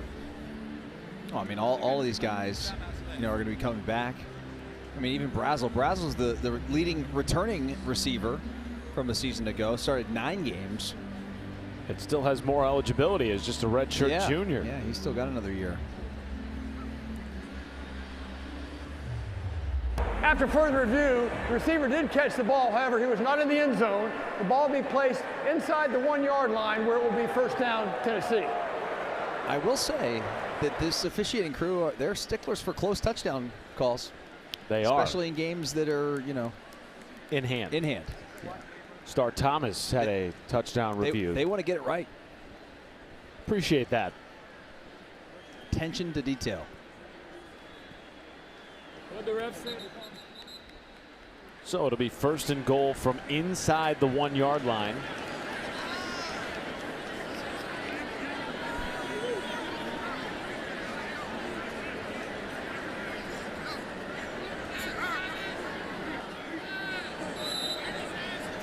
Merklinger will have Baker behind him in the backfield.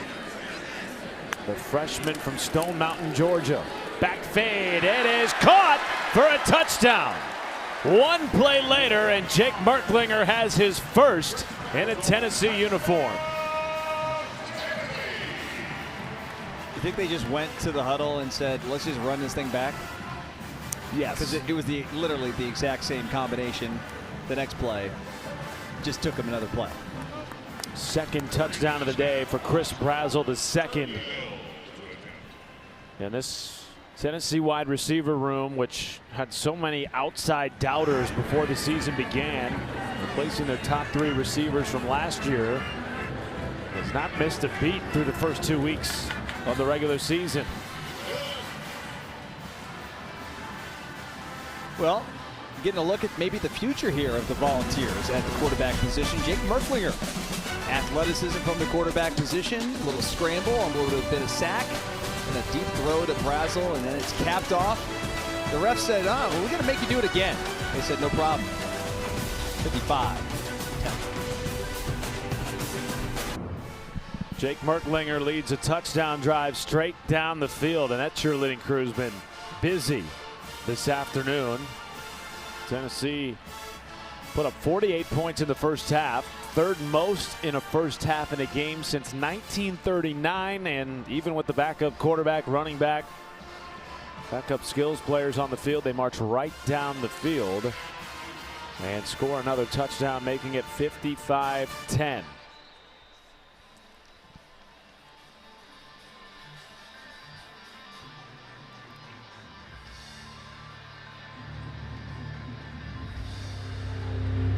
Max Gilbert will put it through the back of the end zone as he has done all afternoon. Well, tonight after the Louisiana Monroe and Alabama game, the SEC football final is back. Dari Noka, Chris Doring, Benjamin Watson, they'll take you to the biggest stories of the day and break down all the games. Watch on the SEC Network and, of course, the all-new ESPN app.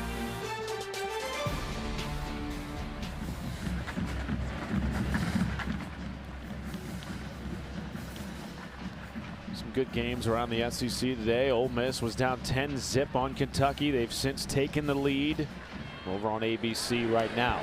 Over on ESPN, Arena Sabalenka just claimed her second U.S. Open championship title. How about that? Dominant. There is Khalil Eichelberger pushing the pile ahead for a gain of 4.5. Hey, it's 55-10. I can get a little tennis in, can I? No doubt. Okay. Well, I was waiting for you to. Okay. At some point. All right. Thanks, partner. Who's in the men's final? Oh, it's the same final we've seen for the last three. Yannick Sinner and Carlos Alcaraz. You think there's going to be a different result than Wimbledon? I do. Speaking of tennis, by the way, I happened to meet a good friend of mine, Matt Lucas, who is the associate head tennis coach here at Tennessee, and he provided me with a nice little tour of their campus facilities and a little hit yesterday morning on the courts here in Knoxville. More on that in a moment. 3rd and 4. McNamara completes a first down catch to Kareem Page. My question is, was the hit competitive, or did Coach Lucas take it easy on you? Well, it wasn't. Well, Coach Lucas was actually the one kind of feeding the balls. Okay, got it. He brought the ringer, which is one of his current players, to hit with me. Got it. And, yeah, I mean, the guy was playing first dubs last year in the SEC, and he's hitting against me. So it was honestly an honor, and it was a lot of fun. And I really appreciate the hospitality here in Rocky Top. Tyree West with the sack. That's a big boy. Look how athletic he looks for his size. Well, he had a great season last year as a rotational player as well. He's a senior from Tifton, Georgia. Handful of tackles for a loss last season. But you're right, this is one of the great SEC towns. The folks in Knoxville always hospitable. And boy, do they love their Vols. All sports. You know what's so crazy, too, is this is the first time you and I have called a game here. I was here for the spring game last year, but not quite the same. There weren't any fans because they were doing the renovations. But to be on campus and to see all this, like yesterday, for example, we're just driving around campus. I mean, the students all wear orange, like all of them. It's just pretty cool to see, you know, the buy-in of the student body and, you know, the fans and everybody involved. In fact, how about this morning? You know, we arrived at the stadium. It's nearly pouring down rain right before the ball walk, and there's thousands of people lined up, fans, to witness the ball walk, and obviously one of the great traditions of college football. And I don't know, I just been very impressed with everything here in Knoxville, and that's coming from a Buckeye. I'm giving you my opinion is this is as good as it gets in college football. This is great. Tennessee dominating up 55-10. We'll be right back after this. It's 55-10, a big reason why the transfer quarterback Joey Aguilar, who made his first ball walk earlier this afternoon and took that right into a couple touchdown drives. 2 tutties for Aguilar, 23 for 31 passing, nearly 300 yards. And he completed just about 75% of his passes. Oh, by the way, Dustin, all in the first half. Yeah, not many errors, at least from our vantage point today. When you take a look at those numbers and what we saw out of him, I mean, pretty darn impressive 2 weeks into his tenure here at Tennessee. Going to be 2-0 and looking to obviously be 3-0 after next week. It's going to be a challenge. That's a really fun, challenging matchup as the Georgia Bulldogs will be coming to town. I believe they're still in a weather delay in Athens with Austin Peay 14-3. And you better believe everybody in this building and down there in Athens are thinking about that delay. And like Tennessee fans are probably like, oh, keep delaying it. Make him play longer. You know what I mean? Keep him on the field as long as possible, because every edge could be, you know, anything could be an advantage is my point next week. At least these coaches feel that way. First down carry, perhaps. Pyle continuing to churn ahead based on the spot. Looks like it'll be enough to move the chains for Tennessee. Certainly you would think in that game the advantage goes to Tennessee at the quarterback position. Yes, Gunnar Stockton looks like a very talented young man, but he has never taken meaningful snaps in a game like what we're going to have next weekend. 102,000 will be on hand here at Neyland.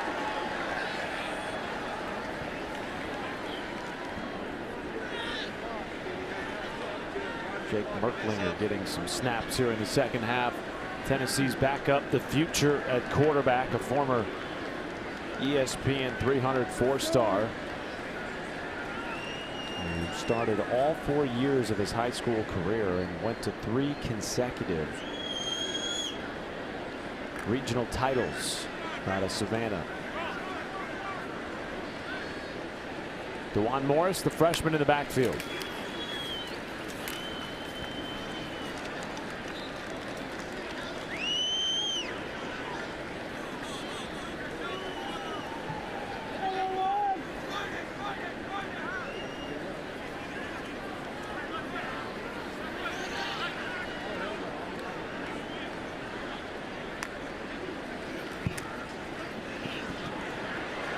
Deep pass from Merklinger is caught at the 15-yard line. That is Joakim Dotson on a 27-yard grab. Dotson just wide open, top of your screen. Some sort of a bust there. I'm sure you've got some other younger players you're getting in there for ETSU as well, but man, Tennessee just taking full advantage at this point. We saw Dotson last year. You and I did in the high school showcase at the Baylor School. Dotson moving from Nashville to the Baylor School and then ultimately choosing Tennessee among a plethora of FBS offers. Wow, that is a good memory by you. I knew that name sounded familiar when I saw him on the 2 deep. Baylor School. I was just watching a video. Baylor was playing, I think, Brentwood last night. And Coach Heupel was there. Peyton Manning was there. Who's who? It's a who's who. Absolutely. Well, we were at Baylor last year, as you mentioned. It is a gorgeous campus in Chattanooga, Tennessee. You and I couldn't afford to go there. Promise you that much. Right on the river in Chattanooga. Here's a 3rd and 2. Merklinger manning the controls for Tennessee. DeJuan Morris in the backfield.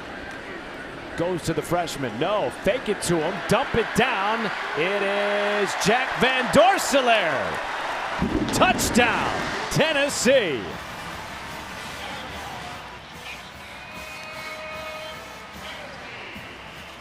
And the first touchdown in the young career of the freshman, Jack Van Dorselaer.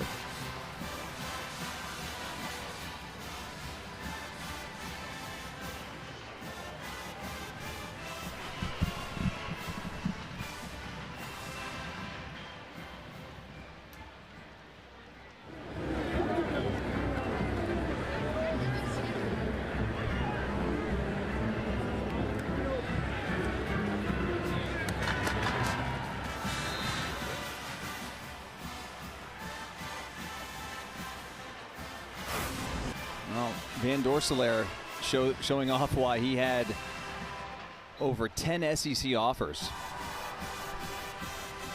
coming out of high school.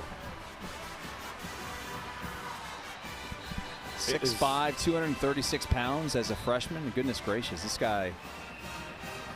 I think that, I mean, just look how physical that guy is. He's a specimen for a freshman.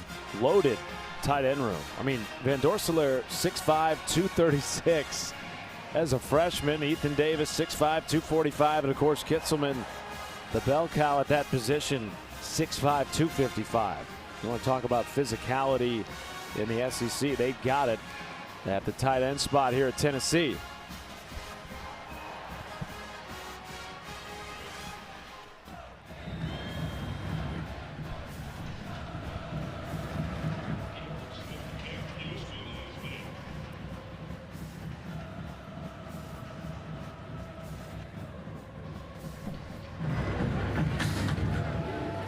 Well, Van Dorselaer, one of a number of freshmen that we've seen score in this game for Tennessee. And for more on the youth of the Vols, here's Stephanie.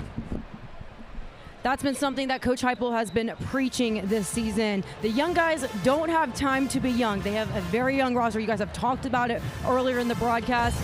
And when I asked him about it, about getting the pressure early on, he flat out said they just don't have the time. They're rising to the occasion. And the veterans are leading the way. As you could see, he was the first one greeted by everyone. There was a lot of extra love, really helping to bring the young guys up in this one. Well, Stephanie, we talked about it at the top of the show. It's the youngest roster of the Josh Heupel era. 53 freshmen, just 13 seniors.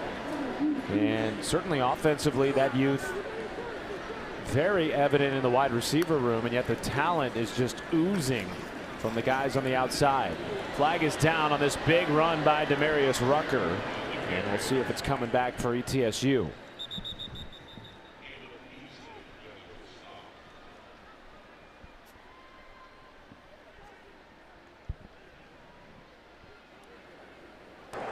Holding, offense number 88. 10-yard penalty from the spot of the foul. Repeat, first down.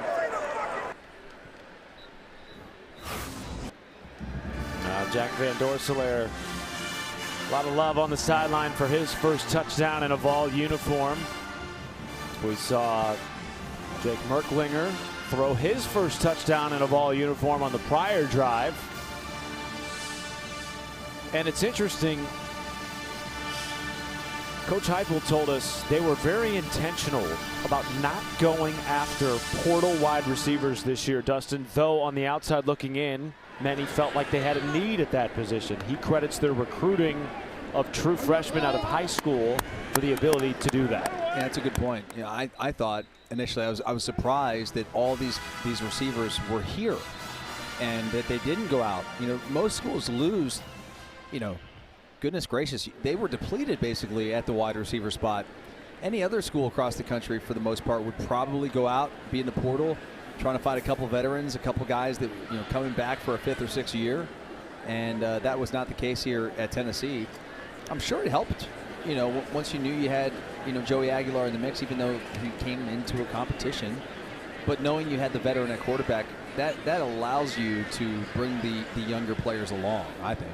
Demarius Rucker, the transfer from Coastal Carolina, down for ETSU at the running back position.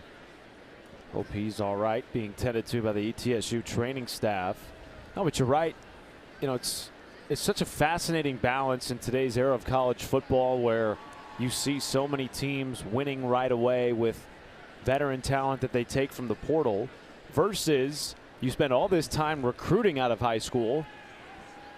Don't you want to give them a chance to develop, to rise to the occasion as a sophomore or a redshirt freshman, like we're seeing here at the wide receiver position in particular at Tennessee? Well, and to the other, you know, point that Coach made yesterday, he said that he kept saying that the standard is the standard. You may hear that from time to time in college football or college athletics or just sports in general, because coaches want to create their culture and build something themselves. And like when you have those guys, especially at the wide receiver position, the most important position outside of quarterback probably in an offense quite like this, where it's up tempo and you need those guys to be playmakers.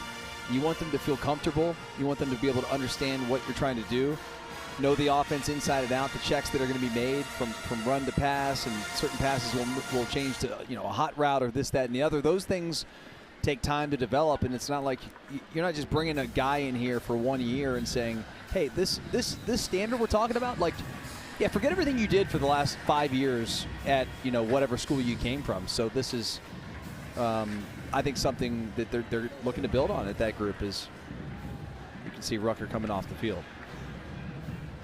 Hope he is all right as ETSU begins conference play next week in what will be a very competitive SoCon League. Meanwhile, Jason Albritton comes in at running back for Rucker. And the Ole Miss transfer gets the ball on a second down carry, bringing up 3rd and long.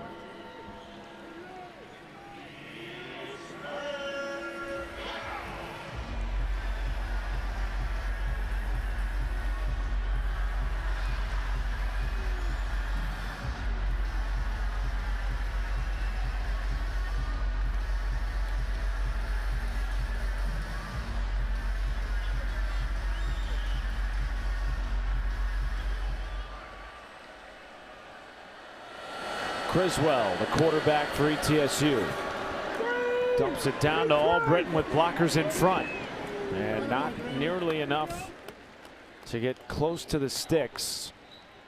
And I believe Will Healy will set his punt unit onto the field, and indeed he will.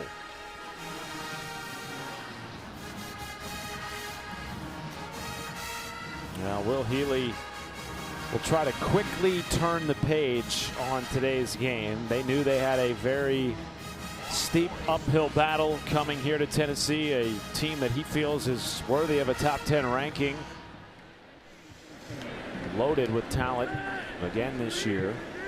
And on the opening drive, they had their chances. A 40-yard completion on 3rd and 12 put them near the red zone, but it was called back due to a penalty, and that, in a nutshell, has been ETSU's day on offense.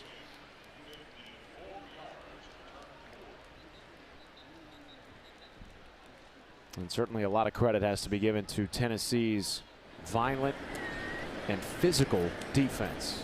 Even with the injuries, Dustin, they're going to be a problem in the SEC for many opposing offensive linemen and quarterbacks. Oh my goodness. I mean, just think about Tennessee's defensive line right now. You're missing 3 starters for this game. Arguably your top 2 corners. There's another safety, maybe another linebacker or 2 that's going to come back. Like, the depth on that defense is insane. Insane. 2 sacks, 5 tackles for a loss today, despite all of those injuries. There's Justin Baker, true freshman, on the carry, and that will likely take us to the end of the 3rd quarter. What do you mean? There's still enough time for 2 plays. With this offense, you're right. That's my point. They're all lined up and ready to go. Well, that's what they're used to. I mean, this is like taking them out of their element. Huddling. We never see that. No, it's probably something that makes them feel like uncomfortable. Like, why is this so slow?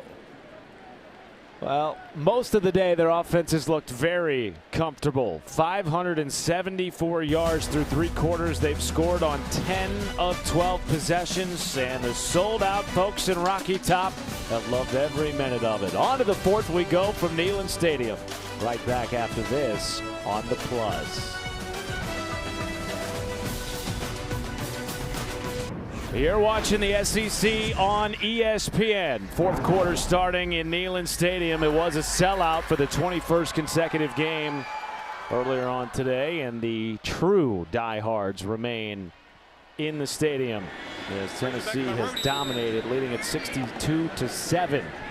Matt Schumacher, the former Ohio State Buckeye, Dustin Fox, Stephanie Ote on the sideline. And if you are just joining us, Joey Aguilar put on a show in the first half. He was 23 of 31 with nearly 300 yards passing and 2 touchdowns. Demarius Rucker injured for ETSU, going into the fourth quarter being carted off. We hope for his sake and ETSU's sake that he will be okay as they get into conference play. And now Jake Merklinger running the offense for Tennessee on third down. Zips it underneath, and it is enough to move the chains. Caught by Rodarius Jackson. Here's Stephanie. That's right. He was actually carried entirely off into the tent. All the guys went over to check in on him, which is very telling for a team with 54 new players all checking in on him. It looks like it's going to be his left foot. He is going to be carted off. He's not going to the hospital. He's getting x-rayed. But yeah, it looked pretty rough on him. Well, we hope for the best for Demarius Rucker, part of a loaded running back room that Will Healy's very excited about at ETSU. Merklinger off play action. Takes a shot over the middle of the field and caught again by the freshman Jackson. A gain of 16. Well, Jackson had to go up and get that thing. I mean, the ball sort of was airmailed a little bit out of Merklinger's hands and behind the young freshman wide receiver. And you can see the size on that young man, 6'2", 210. That's a catch radius. Well, he's a guy that did it all in high school. 3A Mr. Football, threw 7 touchdowns, had 140 tackles and 14 picks, plus playing wide receiver. I mean, how difficult is that to do, albeit at the high school level? I mean, how many snaps did he play a game? I mean, all of them. All the snaps, yeah. Goodness gracious. Did you play both ways in high school? I did, but I didn't play every snap. I mean, right. I would start the game on defense and offense, and then probably by like mid-second quarter, I didn't go back out on defense because I was carrying the ball like 25, 30 times a game on offense. But, man, these kids, they just wear them out these days. I think a lot of us, and especially in the football world, gained an appreciation for what is possible watching the eventual Heisman winner do it all season both ways, Dustin, right. Last year for Colorado. Well, listen, I mean, some guys are just special. They're just built differently, and Travis Hunter was that dude, you know, for Colorado last year, and certainly worthy of the Heisman Trophy. And I'll be curious to see come tomorrow, you know, how he, you know, handles the NFL and how the NFL handles him, frankly. Merklinger taking a shot to the end zone. It is overthrown, looking for the freshman Travis Smith. And Tennessee with that last run by Justin Baker, over 200 yards rushing in this game. 32nd time since 2021. Heupel continues to put together 2,500-yard rushing season after season here at Tennessee. You know, it's interesting. It's a 62-10 game, and you're like, man, they're still throwing the ball, but you almost have to, because this is an opportunity here for Jake Merklinger to get into the game. Some of these younger wide receivers to run routes with Merklinger and develop some chemistry. Nice play defensively there by Teddy Wilson, who's been all over it out of the will linebacker position.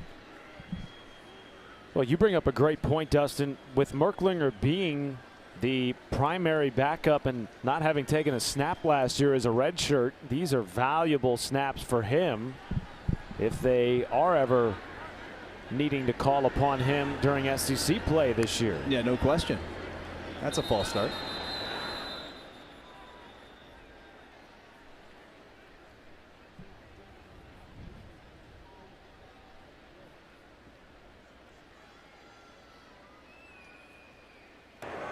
False start on the offense, number 55.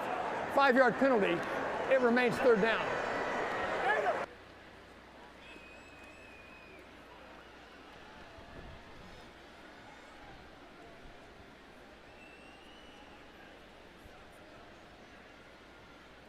A rare penalty for Tennessee, just the 4th of the game, half as many as ETSU. And it'll make it 3rd and 18.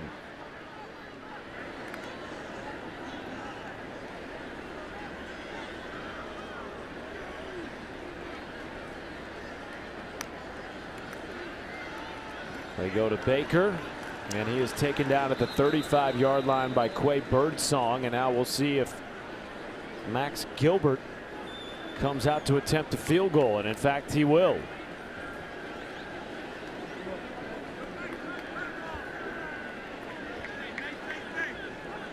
Career long is 52. This would be 1 yard further.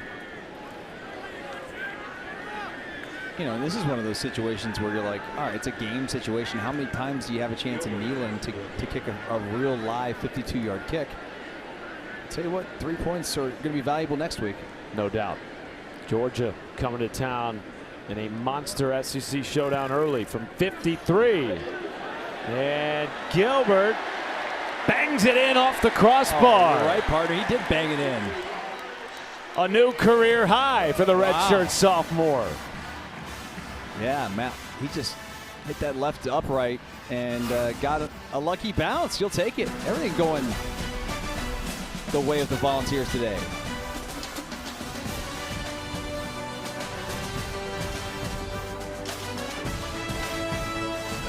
Max Gilbert hits a career-long 53-yarder, making it 65-10. 10:43 to go in the fourth quarter here from Neyland Stadium. And now the Vol faithful starting to look ahead to a monster date with Georgia next week. First time in 30 years they'll play this early in the season, a week 3 matchup with certainly CFP implications on the line. And already SEC teams testing themselves. Dustin, we saw it last week, LSU playing Clemson. We saw South Carolina beat Virginia Tech, and around the country today, Missouri down 3 in the fourth against Kansas. Ole Miss, Kentucky right now in the third quarter on ABC. That's a good one. A lot of interesting matchups here. I'm really intrigued by tonight's matchup. I can't believe that Michigan and Oklahoma have not played more than they have to this point. It's pretty wild, and we'll see Bryce Underwood tonight. And Arch Manning looked impressive. Yeah, he did. Good point. 38-7 win against San Jose State. Criswell takes a shot over the middle of the field, hits Cole Keller, and one of the biggest gains of the day for ETSU, a first down on a 24-yard catch and run by the tight end. That was the most impressive throw I think I've seen today out of ETSU. That was an unbelievable, had to be thrown to a spot in a small window. Well done. Speaking of Arch Manning in Texas, you being an Ohio State guy, keeping an eye on that game last week, what did you take away from that if you're a Texas fan and an Arch Manning fan? I don't know. I mean, you probably could have said the same thing had Ohio State lost the game about Julian Sain for the Buckeyes. I mean, they're both young quarterbacks. They were playing a very challenging defense in the first game that they basically played. Arch played one game last year, and it was against Louisiana Monroe. And then you have to have all this offseason hype coming into the season. Look, he didn't ask for all the pressure. He didn't ask to be named Manning. Like, we put all of this pressure on the young man as the media members and as fans and what have you. I just feel like, let's give the kid a little time. You know what I mean? Like, it's going to be just fine. He's very talented. We saw what he did in high school. We know that he has the lineage and the genes and all that stuff, but just give the young man a little bit of time. Peyton Manning wasn't Peyton Manning overnight. Keller again makes the catch and is stuck at the 20 after another pickup of 15+. And this offense for ETSU moving with efficiency really for the first time in this game with a long field.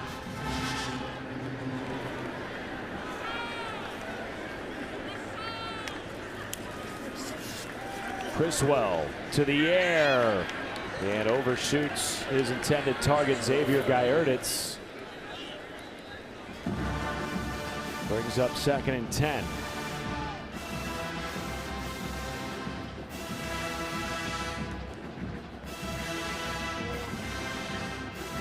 I am intrigued tonight to see Alabama back in action after the loss to Florida State. Yes, it's against ULM.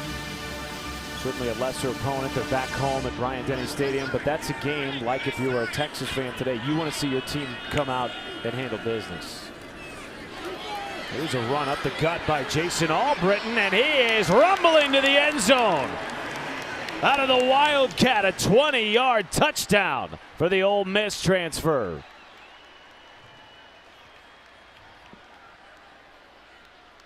Boy, Albritton looks like a throwback type of running back, man. Out there, he's got the wrist taped up, no gloves. Wildcat just rumbling, like you said, bumbling into the end zone, carrying tacklers. That's a large young man for his stature. It's like a bowling ball. 5'9", 220. Was an exceptional high school running back. Didn't have the offers coming out of high school. Went to South Florida as a walk-on. Transferred to Ole Miss as a walk-on. And now on scholarship for the first time in his career and scores a touchdown in Neyland Stadium.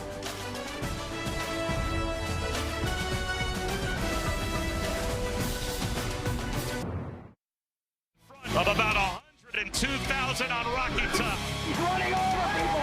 Oh, you Herschel Walker. This is college football, absolutely as good as it gets.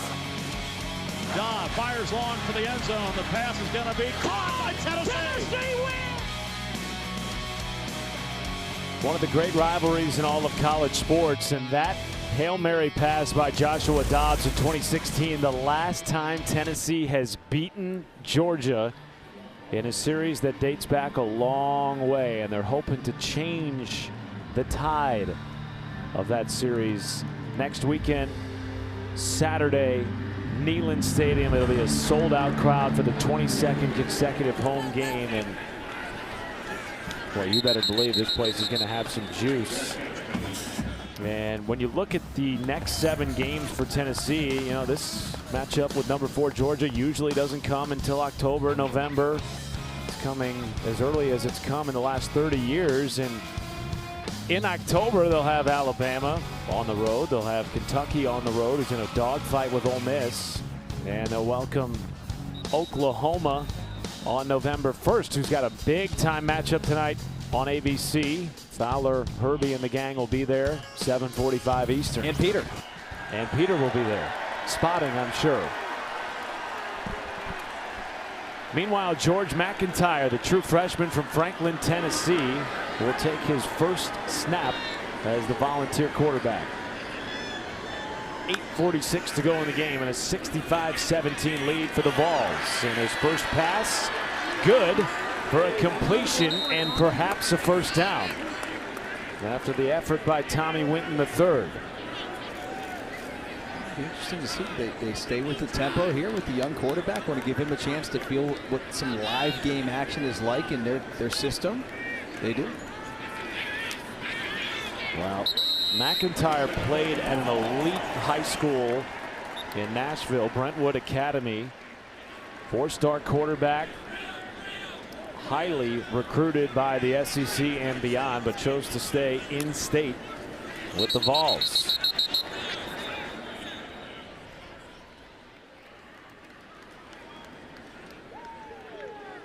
Ball start on the offense, 5-yard penalty. It remains first down.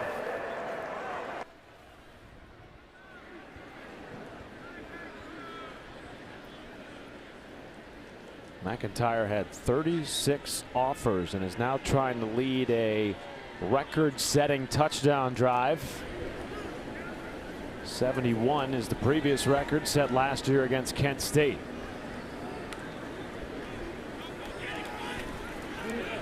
Handoff goes to his freshman teammate DeJuan Morris. Obviously, Dustin, coming into this game, Tennessee heavily favored. We sort of knew what it was going to be. A bye game for ETSU. What do you take away from this, if anything, if you're a Tennessee fan? Well, I mean, when you play games like this, you're expected to come out and win 65-17. You know what I mean? Or whatever, you name the score. And that's exactly what Tennessee did. When you see these games in the schedule, you're just praying that you're not the Michigan versus App State, right? When those games happen, and it's rare, but it does happen where FCS teams knock off, you know, Power 4, or Group of 5 teams. You know, it does happen. Wasn't going to happen today. Not against this group. I don't think many FCS teams would be too competitive against this Tennessee football team. They're just too talented.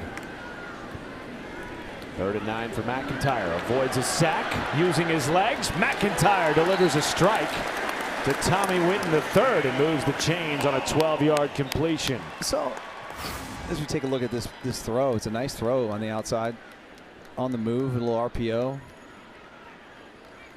That's what they do in high school, and that's what they do in college now. All RPO. Well, certainly having a mobile quarterback has been important for Josh Heupel since he's taken over now in his 5th season. Seeing the creativity of Joey Aguilar through the first 2 weeks of the season, and now his understudy, George McIntyre. Morris patiently probing the defense and picks up 7 or 8.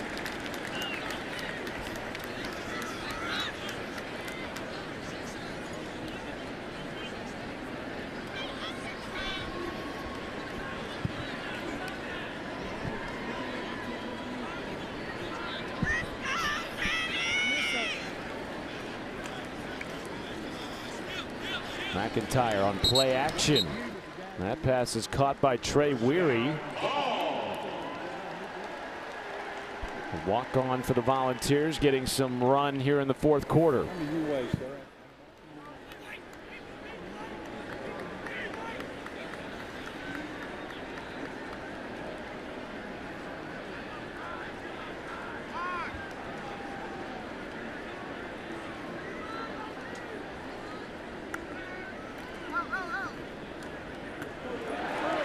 Pass is caught by Travis Smith Jr. and the chains continuing to move on this drive by George McIntyre. Boy, man, what a block on the outside there by a Tennessee wide receiver. That would be Tommy Winton, 84.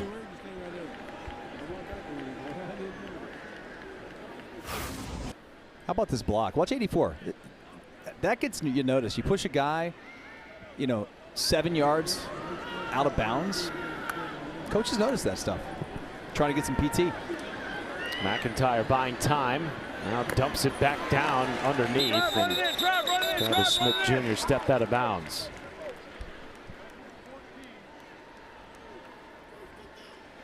Well, the ball's now squarely in the red zone, where they are a perfect 14 for 14 this season. That's a stat they hope to continue next week against Georgia.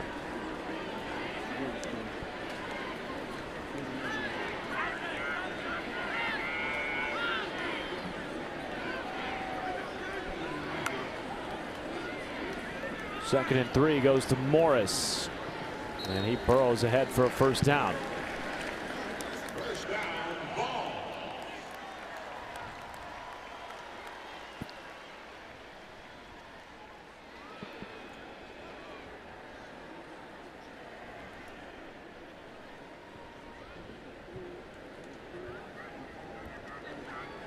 Rarely from this Tennessee team do you see them staring to the sideline, having a chance to just chill and take a breath. It is a high up-tempo offense. They were 15th in the country last year in pace.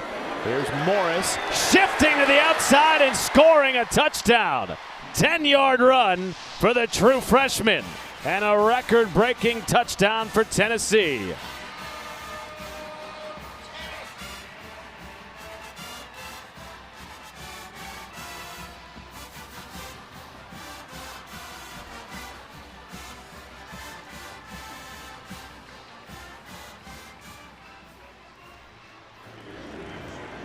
Max Gilbert, Josh Turbyville on for the PAT to make it 72-17. And this is now the highest scoring game in Tennessee football history, breaking last year's record of 71 against Kent State.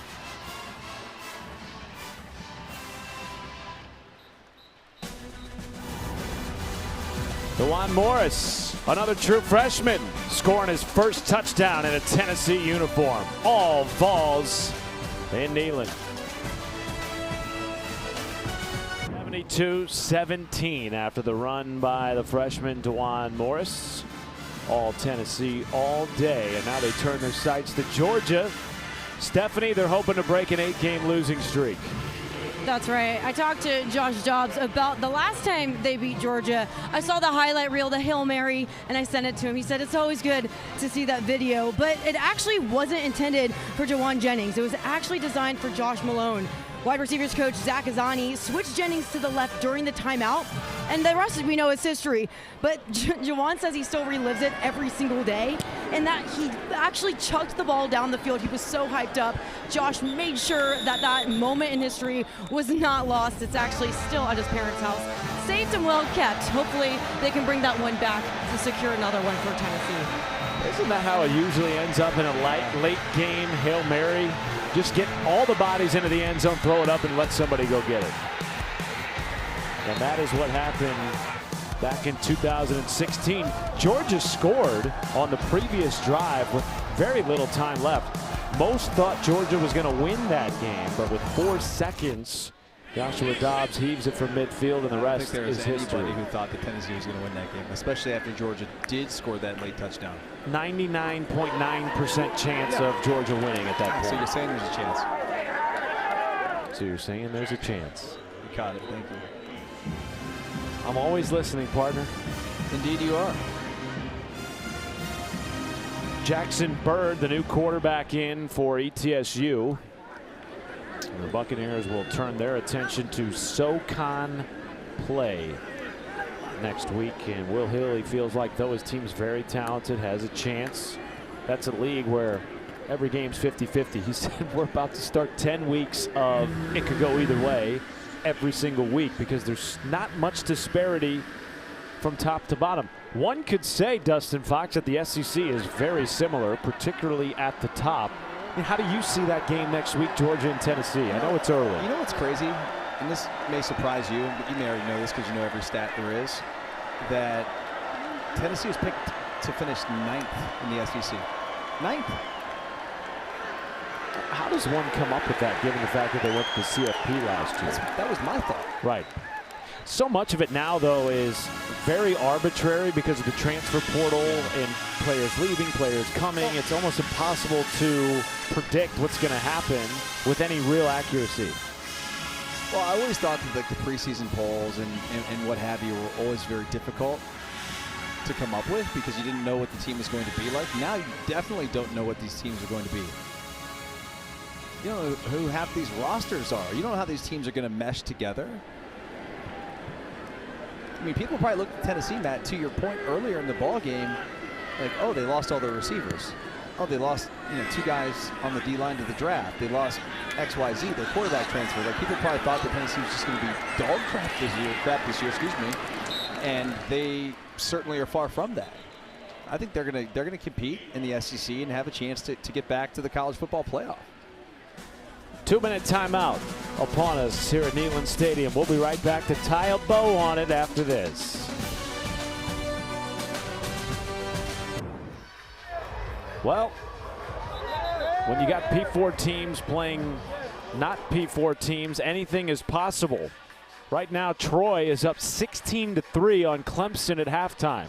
Tennessee avoided a scare here today, Dustin Fox, in a big way.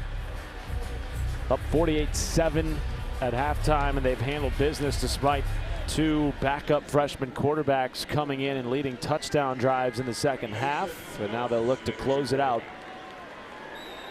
with George McIntyre. No, Mason Phillips now. Right, but George McIntyre and Jake Merklinger both helping Tennessee score touchdown drives in the 4th. Mason Phillips in the ball game now for the Volunteers. Anytime you're able to get your 4th-string quarterback in by choice, always a good day. Absolutely, partner.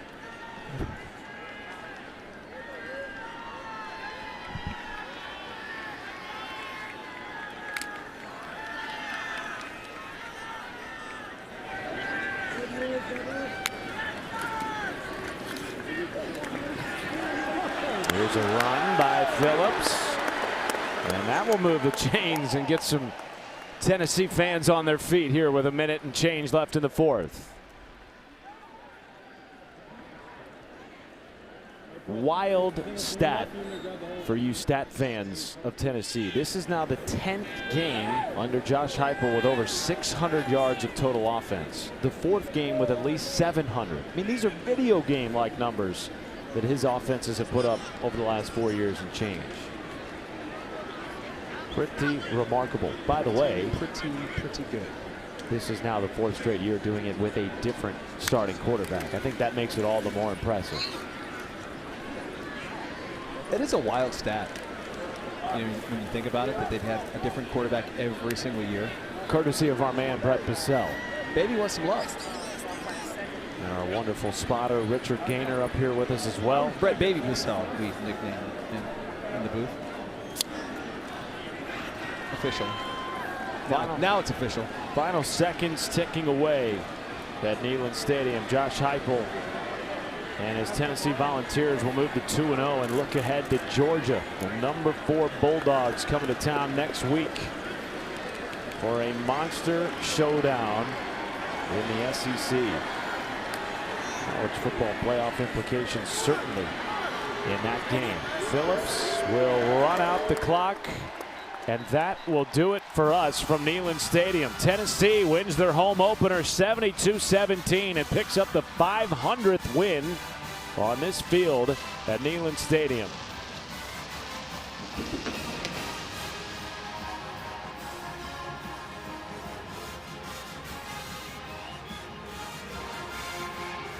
I don't know if you saw it, but there was a very awkward interaction with the coaches at midfield. Nothing awkward about Joey Aguilar's first home start in a Tennessee uniform. 2 passing touchdowns, 23 completions. Nearly 75% of his passes were caught. That one was a home run to Mike Matthews. And they even got in the freshman behind him today. Listen, anytime you can get your younger players in a ball game like this, it's a great opportunity. But what we saw out of Joey Aguilar was just incredible. Speaking of Joey Aguilar, he's now standing by with Stephanie Otey. Joey, 72 points, a history made for you in your debut at Neyland Stadium with 25 of your family and friends over there from California. How does it feel? You know, I just want to give all glory to God for putting me in this position. And, you know, I'm super grateful. And first time playing in Neyland, you know, I was able to get my family out here. And, you know, it's a blessing. And I was super excited. You know, we got a good game, good win, a lot of stuff to clean up, but really exciting. 288 yards for you just in the first half. That's more than you got in week 1 against Syracuse. How do you keep the momentum going? You just keep stacking days, you know. I mean, after this game, you got to go watch film and just critique yourself and get better, you know what I mean? So just day by day, you know, don't get like stuck in where I'm at. You know, I could get better, the team could get better, and everything that we do, you know, it's a good win, a lot of good stuff, but at the end of the day, you can always strive for perfection, even though you're not going to get there. You have experience in an SEC stadium. The next test is a matchup in an SEC opponent in Georgia. What is your expectation bringing the momentum into that one? You know, this team keeping the main focus. You know, that's another team on our schedule, and we just got to go out there and have a great week of preparation and go play Tennessee football. Thank you so much. Best of luck and congrats. Thanks. Thank you, Joey, and thank you, Stephanie.